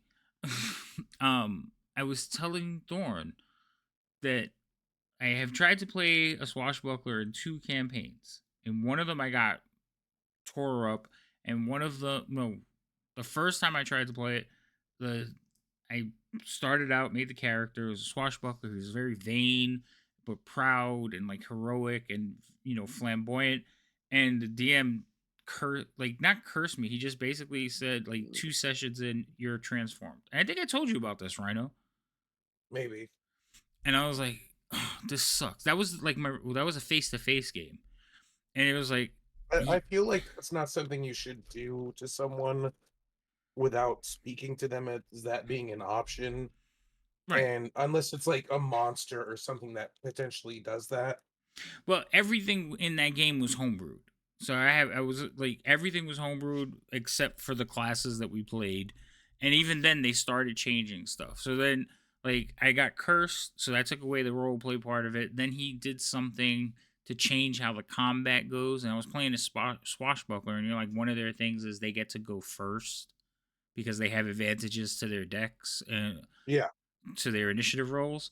So he changed how we were doing initiative, which eliminated that part of it. I'm like, dude, you're killing me. Like right now, you're killing me. Like, so he kept making changes that just like made me not want to play the class anymore. And then, Well, especially when those were done while you were playing the campaign, like that's yeah, ridiculous. like we sat down. He's like, all right, I was thinking about it, and I'm gonna try something new. Why are we guinea pigging this game? Like why are you experimenting now? You're making this shit up as you go, and it's pissing me off. That's another thing. Like if you have a table of people, it should be like, I'm going to run this, but it's new rules and things I'm trying to try out. Are you okay with that? Right. I would have been fine if he would have told me beforehand, but he didn't. So then it was just like I wouldn't have made the effort to make the character. And so you guys are sitting here with me now, realize this is every time I make a character. This is the kind of like back and forth I go in my head deciding Well, what I want see, to play. yeah, it would irritate me if I've made a character with a certain understanding and then everything changes. Hmm. That would bother me, even if it took me 5 minutes to make. Right. That would bother me. So that was the first time. The second time I tried again, and I was like, all right, I'm gonna try again, and I'm gonna make another swashbuckler. This time I made a tabaxi swashbuckler. I was like, all right, I'm gonna give it a shot. I'm gonna try it again, and it was um the DM leveled me in the first game because he doesn't understand something that I can do. And I was like, well, hold on, I got a chance to dodge that. He's like, no, you don't. You got hit, and he killed me outright. I was like, oh. So I was like, you know what? Maybe it's not meant for me to play a swashbuckler. So that in this game, I was like, all right, maybe I can play a swashbuckler in this game. But I didn't realize it was going to be like so advanced. So I was thinking more like musketeer, swashbuckler type, but just with the swords and everything. And I heard about the guns, and I was like, oh. That's limiting yourself, sir. What? I said you're just limiting yourself. No. Damn. I know that we chose guns because that sounded cool, but again, I don't know. But So I something usually tells don't me we're like. not I gonna have roll guns. up on Like someone. I have guns in my world. In Faerun, there's gunslingers. It's just gunpowder is so rare, that most people won't come across it. But Just remember, if you kill my character, Artificer next. no, there's no artificers in Faerun. This is about to be the first one. No, there isn't. It's like so. It's when What if our character comes from a different plane, like the plane of fire? no. Why would Genasi you? exists. They exist, but why do you think? Well, What does that I have to do with told anything with plane of fire? I told Thorn that if you like, I was like, I told him like I really want to see my character flesh out, like get out to the max level and stuff. It's like unless I die, so I told Havoc I'm gonna break his game if he kills my character. Oh God, stop it! You can't break my game. But But I'm so gonna go full mid maxing. yeah, well, that's fine. Because remember, if you min max the character, the NPCs can min max. I will So never mid max. Wink. No. right, no. So like artificers come from the Eberron campaign setting. So one, I don't own the Eberron book. That's why I don't put them in the thing because I don't feel like getting another book and adding to the rules. But everybody I've seen play an artificer, every time I've heard of somebody playing an artificer, every time or artificer, whatever, however you freaking pronounce it, the first thing they want to do is what? Make things, obviously. Wait, Make magic items. what's the first thing they want to make? Come on, a bag of holding? a Because gun. they can't carry things. No, No. I've never seen any. I've Every played si- with 3 artificers. None of them wanted to make a gun. They wanted to Ev- make magic items. Okay, every single one I've seen, played with, or have been on stream with, the first thing they try to make is a gun. Or they're Oh. yeah, what? In a campaign I was in, my brother was an artificer, and he just made magic items. It was me who came up with infusing something with the fireball spell, but again, it wasn't Mm-hmm. a weapon, and it was extremely expensive. Yeah, well, yeah, That's the other be. thing is it's not cheap being an artificer, but most people hand wave the money for some reason, or just Well- give their people so much money. Well, yeah, that's another thing. Like, yeah, if you're gonna hand wave the money, it's gonna be so. Then guns become a thing, gunpowder becomes a thing, and it just starts spiraling out of control. That eventually you're gonna have to have like the Wizards Guild come and put an end to these people because they're blowing too much shit up. Just tell them no. I do. That's why there's no artificers in Pharaoh. No, you just See? tell the artificers that they can't do anything that involves gunpowder. No, because that means I can change. I'm changing the rules. So we play rules Well, as like written. the game that I played where my brother was an artificer, it came down to like when he's like, it was like, can I do this? It's like, how would you know what that is? No, they're inventors. Well, that's the other thing. They're supposed to be inventors and come up with these wonderful things. But I mean, there has to be a thought process. You don't. I mean, I Well, get it. It is a I think process. it's less. It's a streamlined crossbow or repeating crossbow. That's another thing. Like I've seen people try to build. That one doesn't bother me as much because I've seen them and they exist.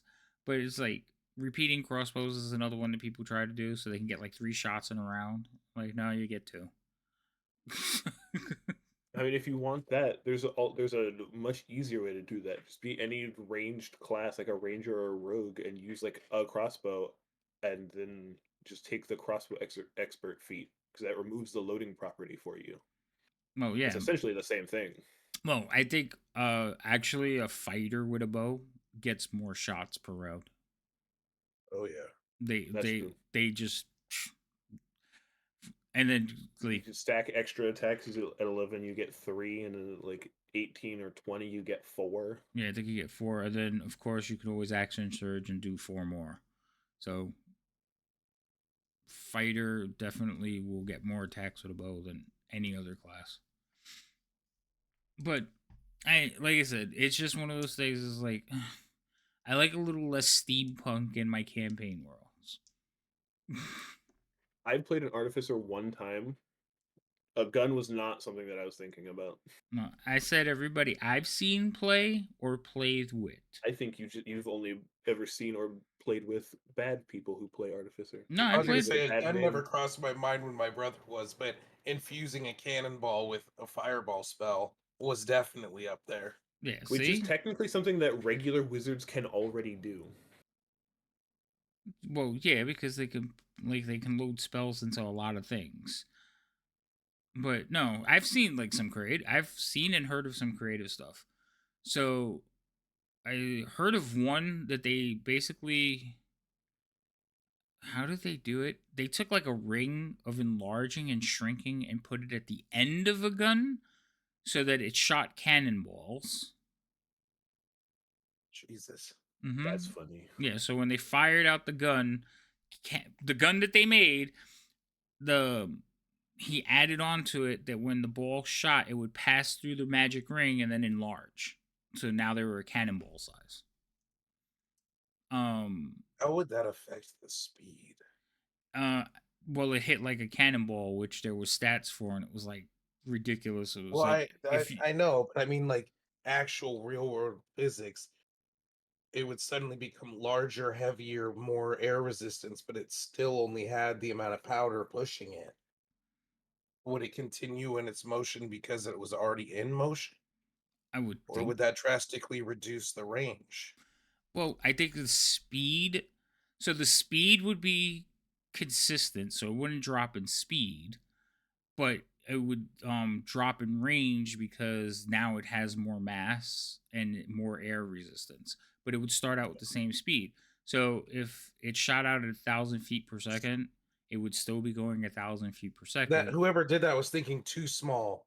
They needed to put that ring on the end of a shotgun with That oh my with god. bird shots. Well, they didn't have birdshot. They made a flintlock, and that was the first gun, and then they modified it like that. I also saw Zach playing an artificer, and he made a gun attachment on his robot body. You remember that? I remember the character. I don't remember the gun. And then Chains was another artificer who made a gun. I don't think Chains was an artificer. He got a pistol. Either he made it or somebody made it for him. But I remember Chains ended up with a gun. I don't. So that was another one. I'm trying to think. I like the Battlesmith Critical because then you Role? get a little buddy. Isn't there a guy in Critical Role that has? Well, that was he a made a- specific Critical Role subclass where, yeah, he was. That was their guns, like their gunslinger thing. Like that Yeah, was. that was the fighter subclass gunslinger. Yeah. I thought he was an artificer that made the gun. No, He it's a in his fighter subclass. backstory, he made the gun in the backstory, like as far as the story goes, because of his intelligence level and stuff like that. But that was specific a subclass that allowed him to use the firearms. It was also a world specific thing. Yeah. Okay. Like Ouroboros has world specific stuff. Right. I get it. Like different campaign worlds. But like I said, anybody who I've seen play an artificer, one of the first things they want to do is make a gun. I'm like, okay. I like the Battlesmith because you get a robot buddy. Again, I like having the construct buddy because it's fun because it means more allies in combat. More allies in combat. More Well, allies in combat means enemies potentially get hit more, which means they die faster, which means they hit you less, which is good. Ah. Havoc hates when there's more people on the board. Yeah, more people, so frustrating. And no, it depends. It doesn't bother me when you guys add stuff in that I know is going to be added in. So like you have a pet, okay, it's already on the combat tracker. You have a companion, it's already on the combat tracker. I summon in 7 random items. Hold on, let's go find them. Yeah, I summoned 12 owls. Yeah, it's like 12. What? Okay, let's go get them on the board. That is not, and it doesn't. It's like, all right, we just got to stop everything for a minute because of this randomness. Blame wizards and druids. Right. So it's like, okay. Well, no, because even wizards can only summon like a couple of things at a time. That conjuration subclass wizards, they can, because they're specific because they're conjuration wizards, they can increase the things they summon because of a class feature. Yeah, but how many? What's the max? They get to double it. Whatever the spell says, they get to double that. Right, and so most if the spell gives them 4, they get 8. If they get 8, they get 16. Most of the summoning spells are 1 or 2. Like most of the summoning spells, you summon an elemental, and minor elementals is minimum 4. You get 4 elementals that are challenge rating like like 1/4 up to like 1 or like up to 1 or 2. So in most fights, are you gonna summon 1 or 4? The max number that I can send out. Of course. Yeah, there are some surprisingly good elementals that like challenge rating 1/2. Yeah, but if you have to, well, okay. Yes, they can summon more stuff, but usually the wizards are summoning 1 or 2 creatures at a time. It's not 12. I'm summoning No, 6. that's the druids that do Yeah, that the because there are druids. animal and fey spells. I'm summoning 16 wolves. I can't remember who. Yeah, I've seen someone. It was someone streaming. I think it was a one shot that they did on Chaotic. Well, when they were faithful, probably before. But Hmm. someone's a one shot character with whatever it was that they did or how they did it. They summoned an asinine amount of things. Yeah, and it's just like, okay.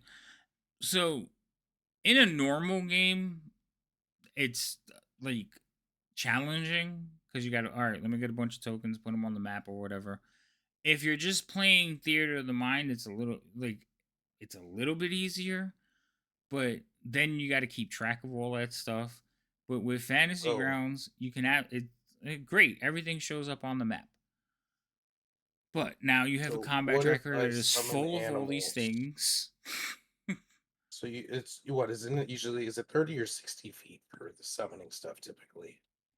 If the summoning stuff, I think it's within 30 feet of you.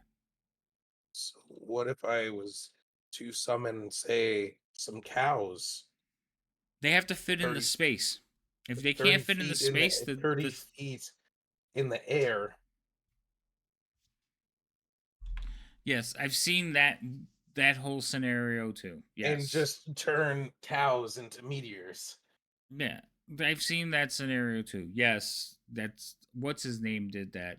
The guy with the beard, and he talks really fast with like a bit of a like accent. Hey DM, that dude. Yes, I've seen that Uh, video. He, and he made it even worse. Like he summoned them up in the air at like 100 feet because of some kind of extended range of the spell or whatever. And then and it was pachyderms. He dropped elephants on people. beautiful. Mm-hmm. Technically, yeah, I guess you could do it, but it's not usually the way the spell is meant to be done. Which one of you two wants to go first? For what? You'll find out. Oh. Who wants to go first? I'll go first. Rhino, I need you to roll a d10. Oh, joy.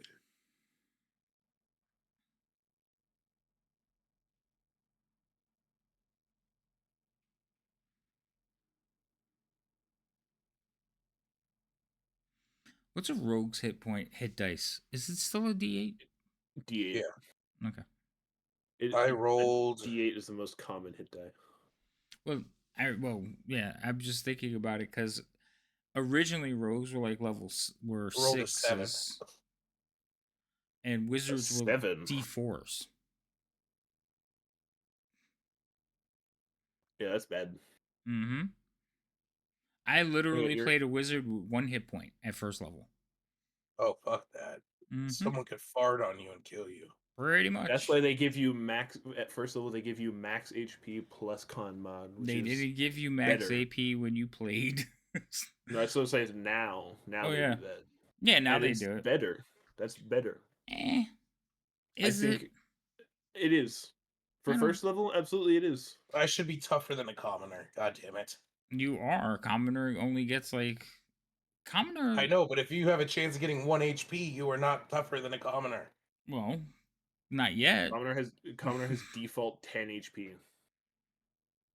Never mind, I don't have more HP than a commoner.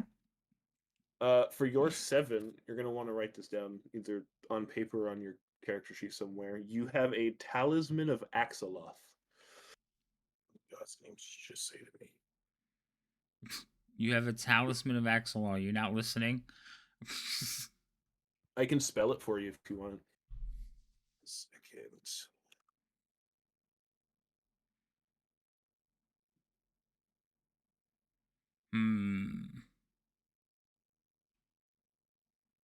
Havoc, you too can roll a d10. Here, I'll roll it in D&D Beyond. Okay, what is the spelling? AX apostrophe OLOTH.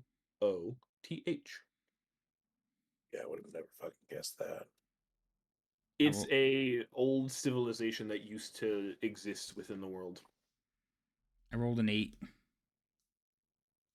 Havoc, you have a Waywell compass.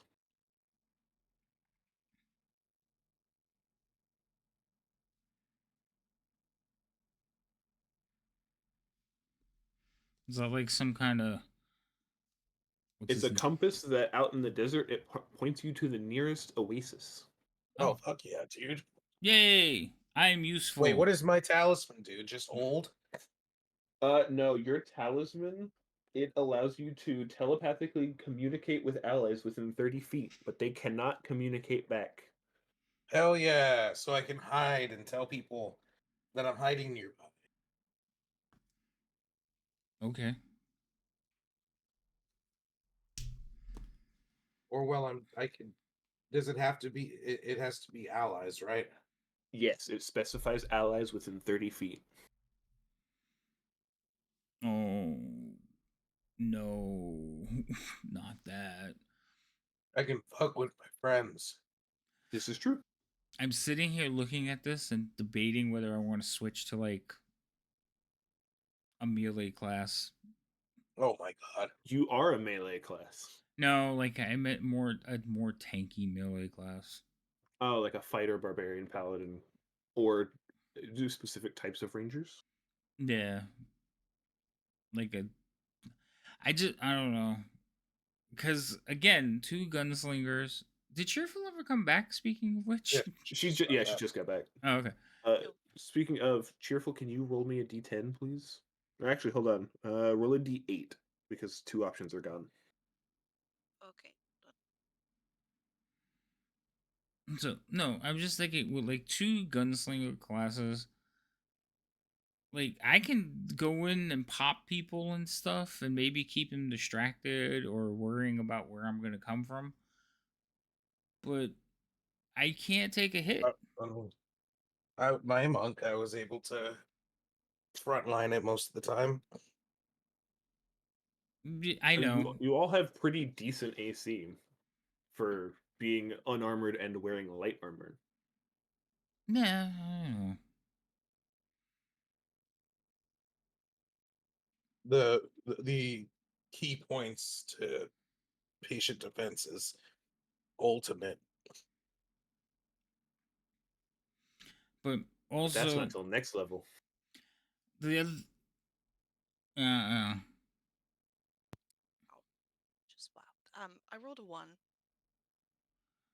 You rolled a 1. You have a Diano cardigan, 100% wool. And yes, the 100% wool is in parentheses and is part of the item name.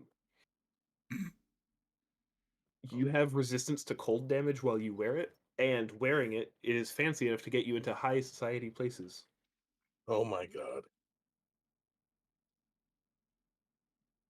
Wait, what was it called again? Sorry.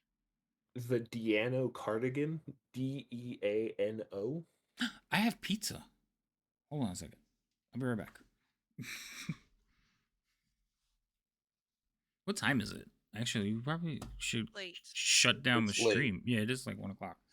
It's not late for you guys.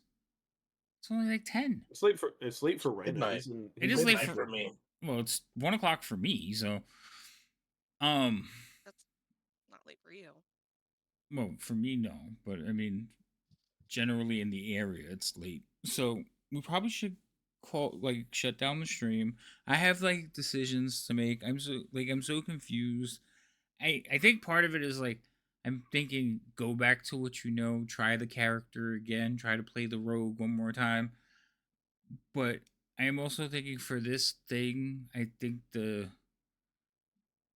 Oriental adventure type character might be more in line for like the theme of the story. Does that make sense? No. It doesn't. Not to me. Why doesn't it make sense to you? It just doesn't.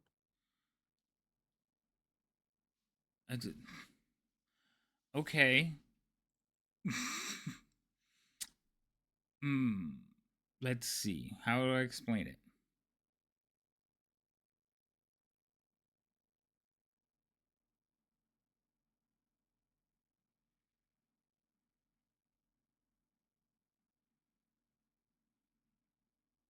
Well, while you think on that, I need each of you to roll a d4. I don't want to. Roll a d4. You'll need it. Rolled a 1. Okay, Havoc gets 1. I rolled a 4. Okay, Cheerful gets 4. I rolled a 1 as well. Potions of Okay. healing? Correct. You get that number of healing potions. Basic healing potions. Ooh. So for the near future, Cheerful is your dedicated healer.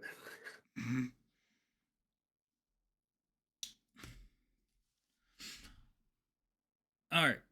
So have you oh no, that's not going to work.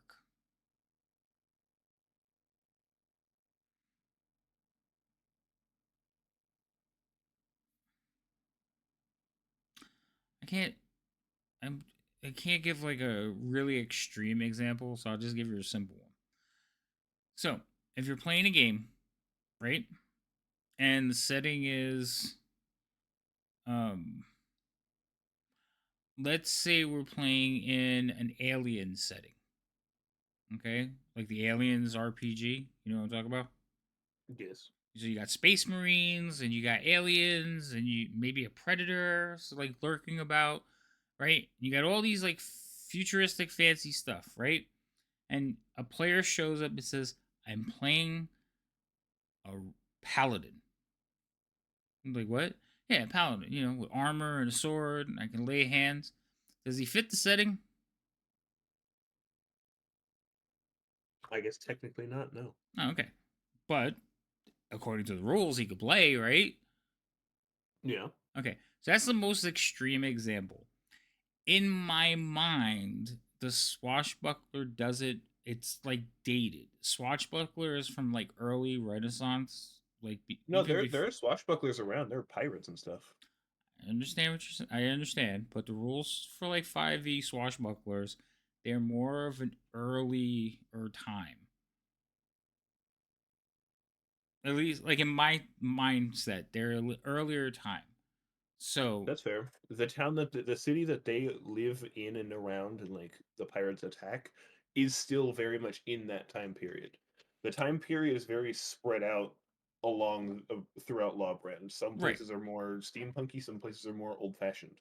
right. I know. I get it. What I'm saying is though, swashbuckler as 5e has them, and unfortunately, that's what I'm stuck with because I don't know all the rules for like the additions and stuff. But a swashbuckler 5e would be what I'm thinking of in my head. That would be the swashbuckler. That would be the flamboyant panache and all that stuff. And if you started giving me other options, it would just kind of change it. So that's old timey swashbuckler, swords and rapiers, kind of like trying to think of a movie. Captain Hook. No, not even Captain Hook, because they had cannons. Um, Treasure Island. Maybe Treasure Island. That might be one. I'm trying to think of like early. So think like Three Musketeers. Okay, in the books of Three Musketeers, even though they're musketeers, they hardly ever mention the fact that they used anything but the swords. Yeah, Okay. because they were fencers. Right, So they they had were fencing swords. right. They were fencers, so they hardly ever mention anything other than fencing. Um, and then if you but so like the time frame seems off for me, but because I've seen movies with like gunslingers like Red Sun. There's a cowboy gunslinger, modern day, and like a samurai. Like samurais were around until well into the invention of guns and like all that stuff. So it just seems more like fitting for me. If I don't know, that's just how it makes sense to me.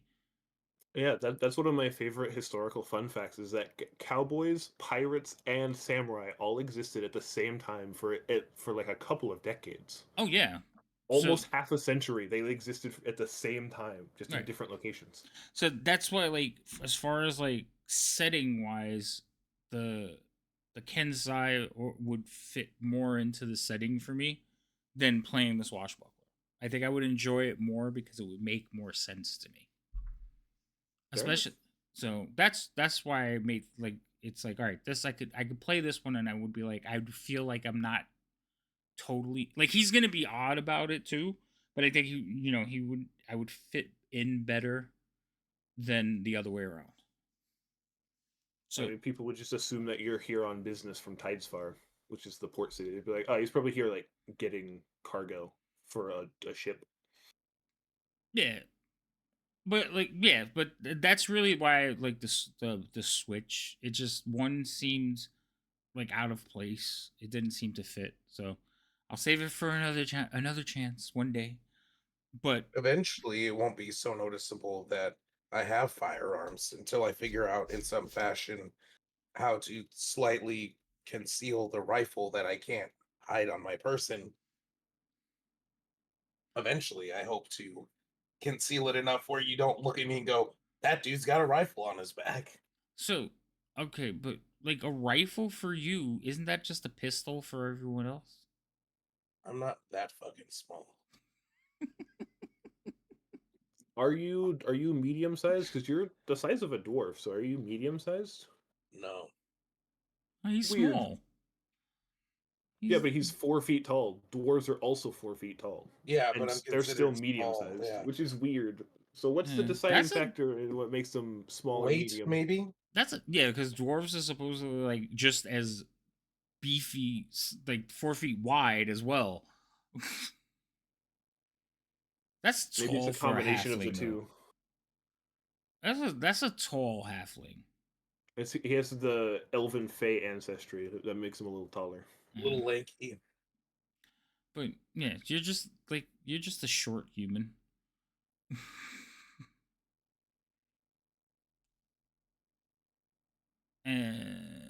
Yeah, no, I think I'm gonna stick with the monk. But like I said, I'm gonna go with that whole theme, and I really think I'm gonna like. I might do it with Cheerful's character because Rhino's character might not be friendly. Wait, do what? Oh, like your The debt thing. the dead thing that might work out better. Yeah. Yeah. So I was thinking about playing my character where I owe you like a life debt. Like you saved my life, so now I have to save yours, and I'm following you around, even though you might not really want me to. That's why I'm with you. Oh, okay. But Got it. it's not going to be like the first opportunity to save your life. It's going to be when I decide to save your life. Like I might save your course. life and go, that didn't count. It has to be meaningful. Right. It has to mean something. That didn't count. That equally saved my life as much as it did yours, so that Yeah. doesn't count. Right. So yeah, it's not I didn't sacrifice anything for it. But I think if I do it Rhino's gonna be like, cut your bullshit or I'm gonna shoot you. So I think it might be safer to do it with you. Well, I just find it funny that I just like given my background, it would make it wouldn't it would just be funny because it would be like I did something background related completely and utterly unintentionally somehow managed to save you Right? because the other person is the one that I was dealing with, and now I have you following me, and it's like, no, I wasn't saving you. I had other things to do here. Yeah, it's okay. I understand. And I don't know. I feel like I can go. I don't know. I'll decide on which one of you. We'll figure it out. But one of you I'm following around. Maybe it was both of you. And that's what it is. That's why it's so difficult. Because I have to save both your lives at the same time, and it has to not benefit me. Jesus. You also, for me, for story purposes, you have to come up with a Tabaxi clan Why? Like a because name? yeah, like Oh. because Tabaxi name their essentially their last name is whatever the name of their clan is. Like another person who played a Tabaxi in chapter in this game, their Tabaxi's name was Misty Chain of the Little Dune clan. So it was Misty Chain of the Little Dunes was their character's full name because Tabaxi names are weird and long. Oh. They're a meowthful. Oh God, stop. Big one. I'm telling you, I was gonna use Matsukai. Or Matsuki. I think I That was works. You just need a clan name. You just need Yeah, a last name. I gotta figure well, the name from before was Bushido, but I think yes, add pun. I'm gonna have to put it on this well no, I'm gonna make an overlay, just like all the other overlays, but I'm making a 4 thing overlay. Well no, 3. We have to find out how many people because I gotta make the overlay. But once I put the overlay, I'll make sure that the pun counter is there, Fredo. Because if Rhino's in a game, there's guaranteed to be puns. I mean, D&D in itself, there's always puns. Like But yeah, spell components, they're all puns or wordplay of some I kind. love Oh yeah, this. I it's love that the hilarious spell components to that. when you read what the components are and why it does that is always funny. For lightning bolt, it's a bit of copper. Yeah. And no, well, no, it's isn't it? No, it's a bit No, of copper. I cast it's it. a. I cast it yesterday. I looked at it. It's a bit Is of there? copper. There's one that's a glass rod and wool. Isn't that lightning bolt?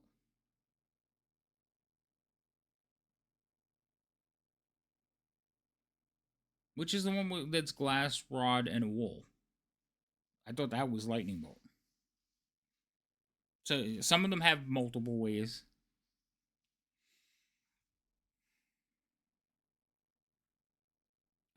Clan name. I might. Can I pick something off the map? What if I don't know my clan name? Oh, You could be Tabaxi. clanless.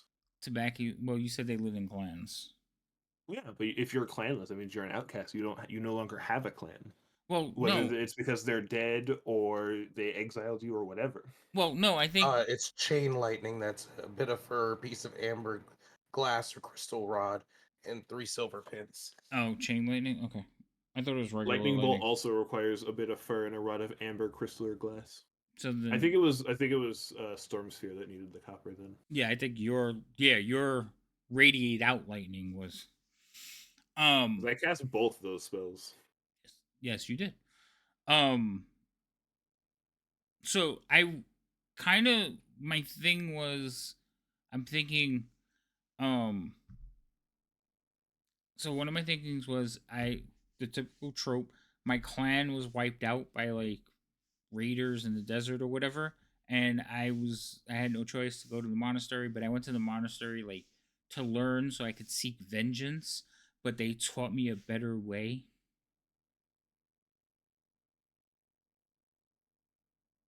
And now I go around helping people. They taught me a better way. Drink your problems away. I haven't decided if I'm gonna do the drunken one yet. I know. I have to look. I like the drunken one only because it's cool, but like I said, I've read the drunken one before, but I was just like, I don't know when that would fit. Like when I've thought about it, I didn't have a. so if you watch the Drunken Master movies, the original one is better than the second one, the remake. But they both have good fight choreography. But the first one, he like really like does some of the acrobatic stuff, and like if you watch it, you could see like, oh, okay, I could see when you can use some of this stuff. Yeah, I just like because like the whole thing is like they're so hard to hit and stuff, but it just seems like they're stumbling. Mm-hmm. Man, it's like they'll fall into you, and as they fall into you, they'll like roll elbow attacks onto you, or like they'll roll around on your back and then like hit you in the back. Like Didn't Jackie Chan do a movie where he was a drunken master? he did both of them. He did the first one and the second one. Oh, there you go. Yeah, the first one kind of goes like his training to learn and all that stuff, and they talk about the drunken gods and they go over like that whole thing, and then he fights a guy using all their abilities. And then the second one, it's more like he already knows how to do it, and if he drinks, he gets like he basically fights better when he's drunk. So they're trying to keep him from drinking because it's bad for him. But when he drinks, he fights better. And there's a guy trying to take over the town. So they're like, you got to drink so you can beat him. And he ends up drinking and beating his ass. But yes, the fighting style is a little bit. I like how they had implemented drinking, but I think the original, like, actual legitimate style was an imitation of being drunk Well, in the movements. in the shows, they're drunk. Like the I know, but mass. I'm talking about the actual fighting style. Oh, I don't know. But my favorite explanation of it was in Heroes of the East. So Heroes of the East had a scene where so the whole premise of the movie is China versus Japan. This guy marries a Japanese lady. The families marry them off so that they can, have a better business deal or whatever. And she's a martial artist and he's a martial artist. So they keep competing and he keeps beating her, showing her like, Chinese weapons versus Japanese weapons, and he keeps beating her. And she gets upset and she goes back to Japan so she can train harder so she can beat her husband. Well, he has a stupid assistant that gives him like, hey, to get her back, challenge her to a fight. And she'll come running back because, her pride. And they think, oh, this is a great idea. So he challenges her and says, come back, and I'll show you how, like, basically, saying Chinese martial arts is better than Japanese martial arts any day of the week. And come back and I'll show you. So, like, basically, issues a challenge to her, thinking that this is going to get her to go back. What happens is somebody else gets the letter while she's reading it and they pull it out of the hand. And it just happens to be the martial artists that are there that she was asking help for. And so they send like 7 of their best. And one of them is like a karate expert. So he goes to his school and he's like, what do I do?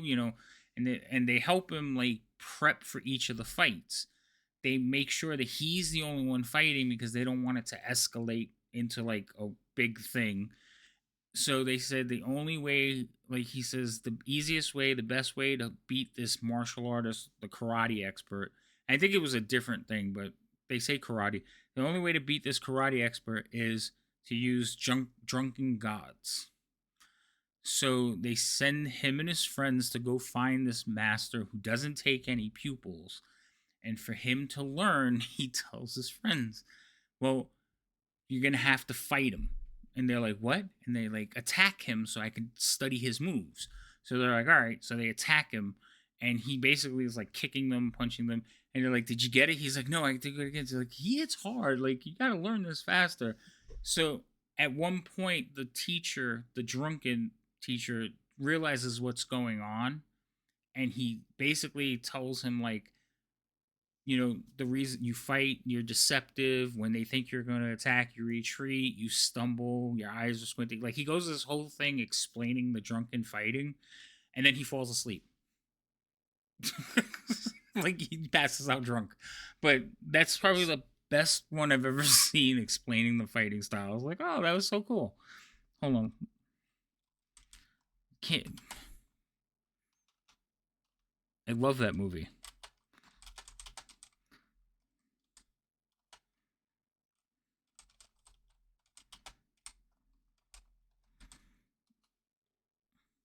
Oh, here, look.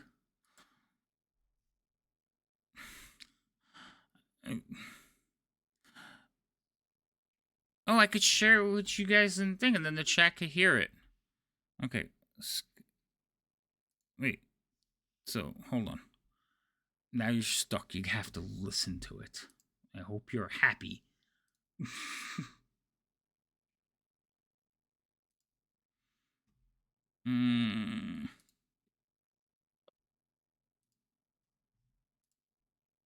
This might be loud for the chat, though.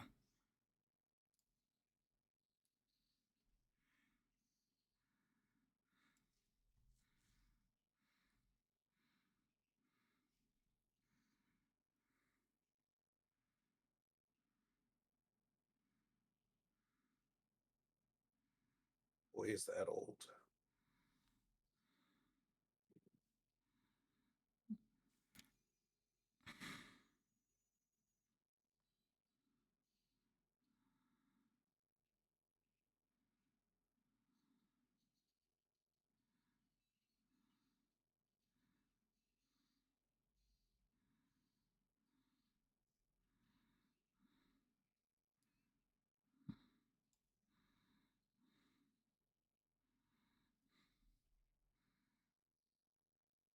No, coming through. Well, they're talking in Mandarin, so.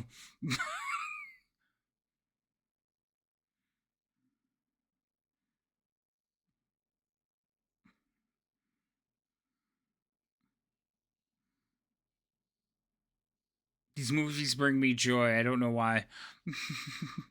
Autism.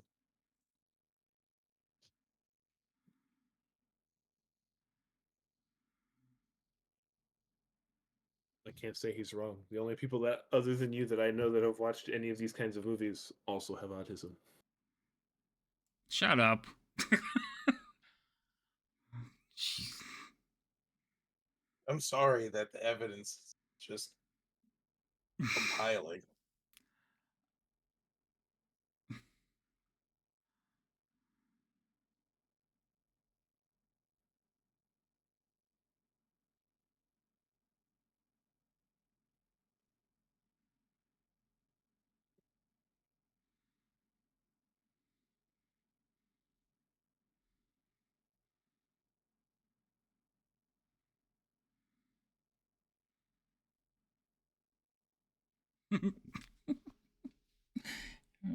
Guys don't know what you're missing.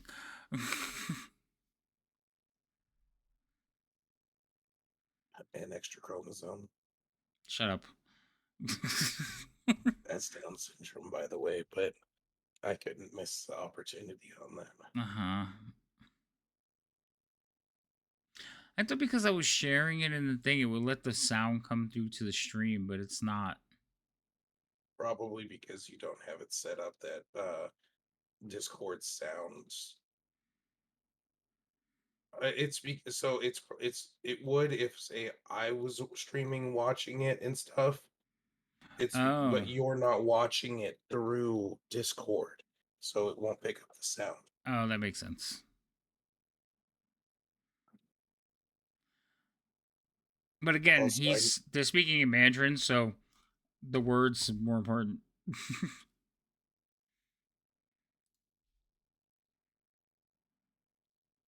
Also, I do know you're still streaming. I need to go to bed. I am tired. All right, Rhino. We'll talk to you later. Yep, 2 weeks, and then we get to start messing everybody up. Yay. All right, I will talk to everyone later. All right, bud. See ya. See ya.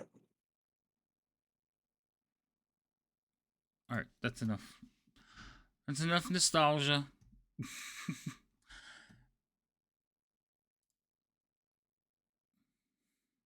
Unless either of you have more questions for me, I think I also need to go. I've been told to come eat.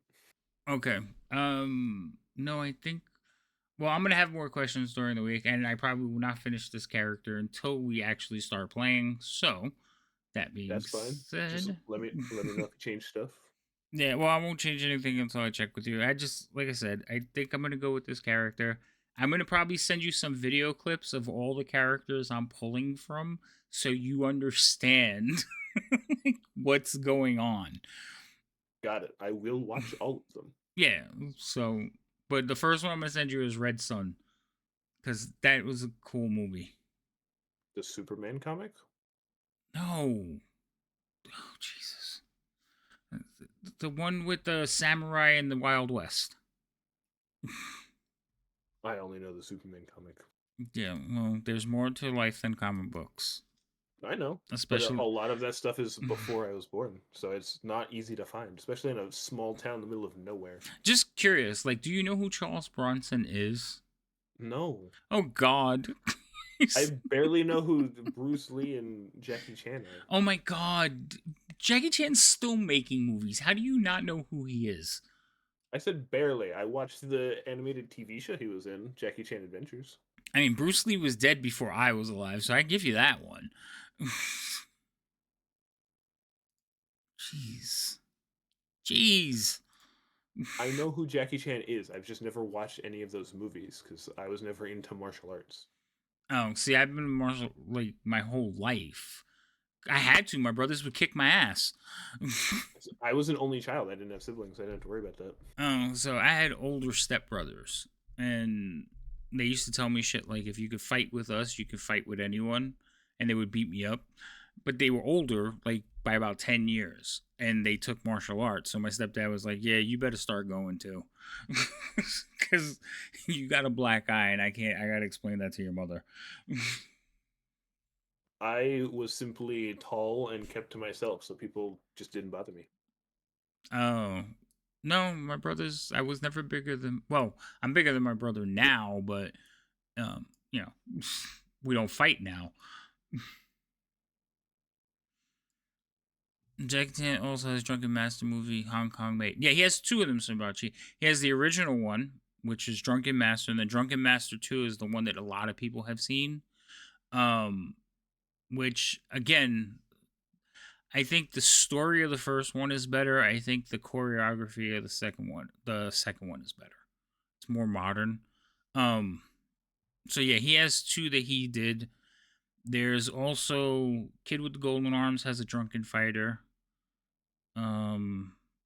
There's this one that we just saw that he fights that, but that's the only part. The other fight doesn't even look that much because what happens is he starts fighting the guy, and the guy's like, "Have you been drinking?" He's like, "Yes," and he's like, "I won't fight a drunk," but he had already lost the fight. So yeah, I'm trying to think of the other one.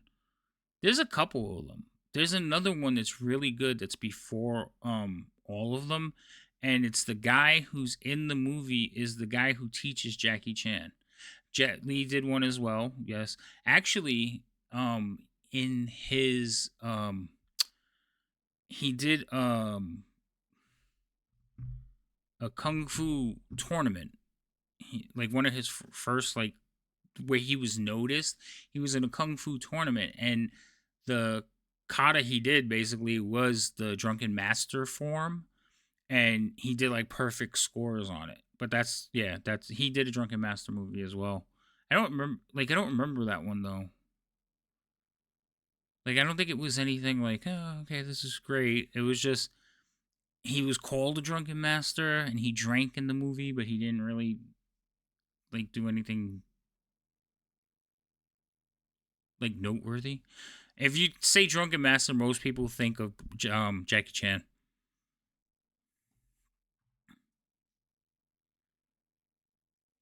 I think of Bo Rai Cho from Mortal Kombat.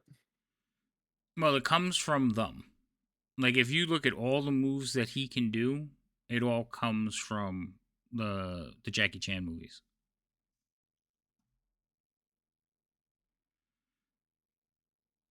But yeah, I think Jet Li did a junk. But you're gonna end the stream. I am, but I'm looking at the movie. Yes, I seen this one. Yeah, so he does it, but the big thing about it is he just does the acrobatics and he has a pot.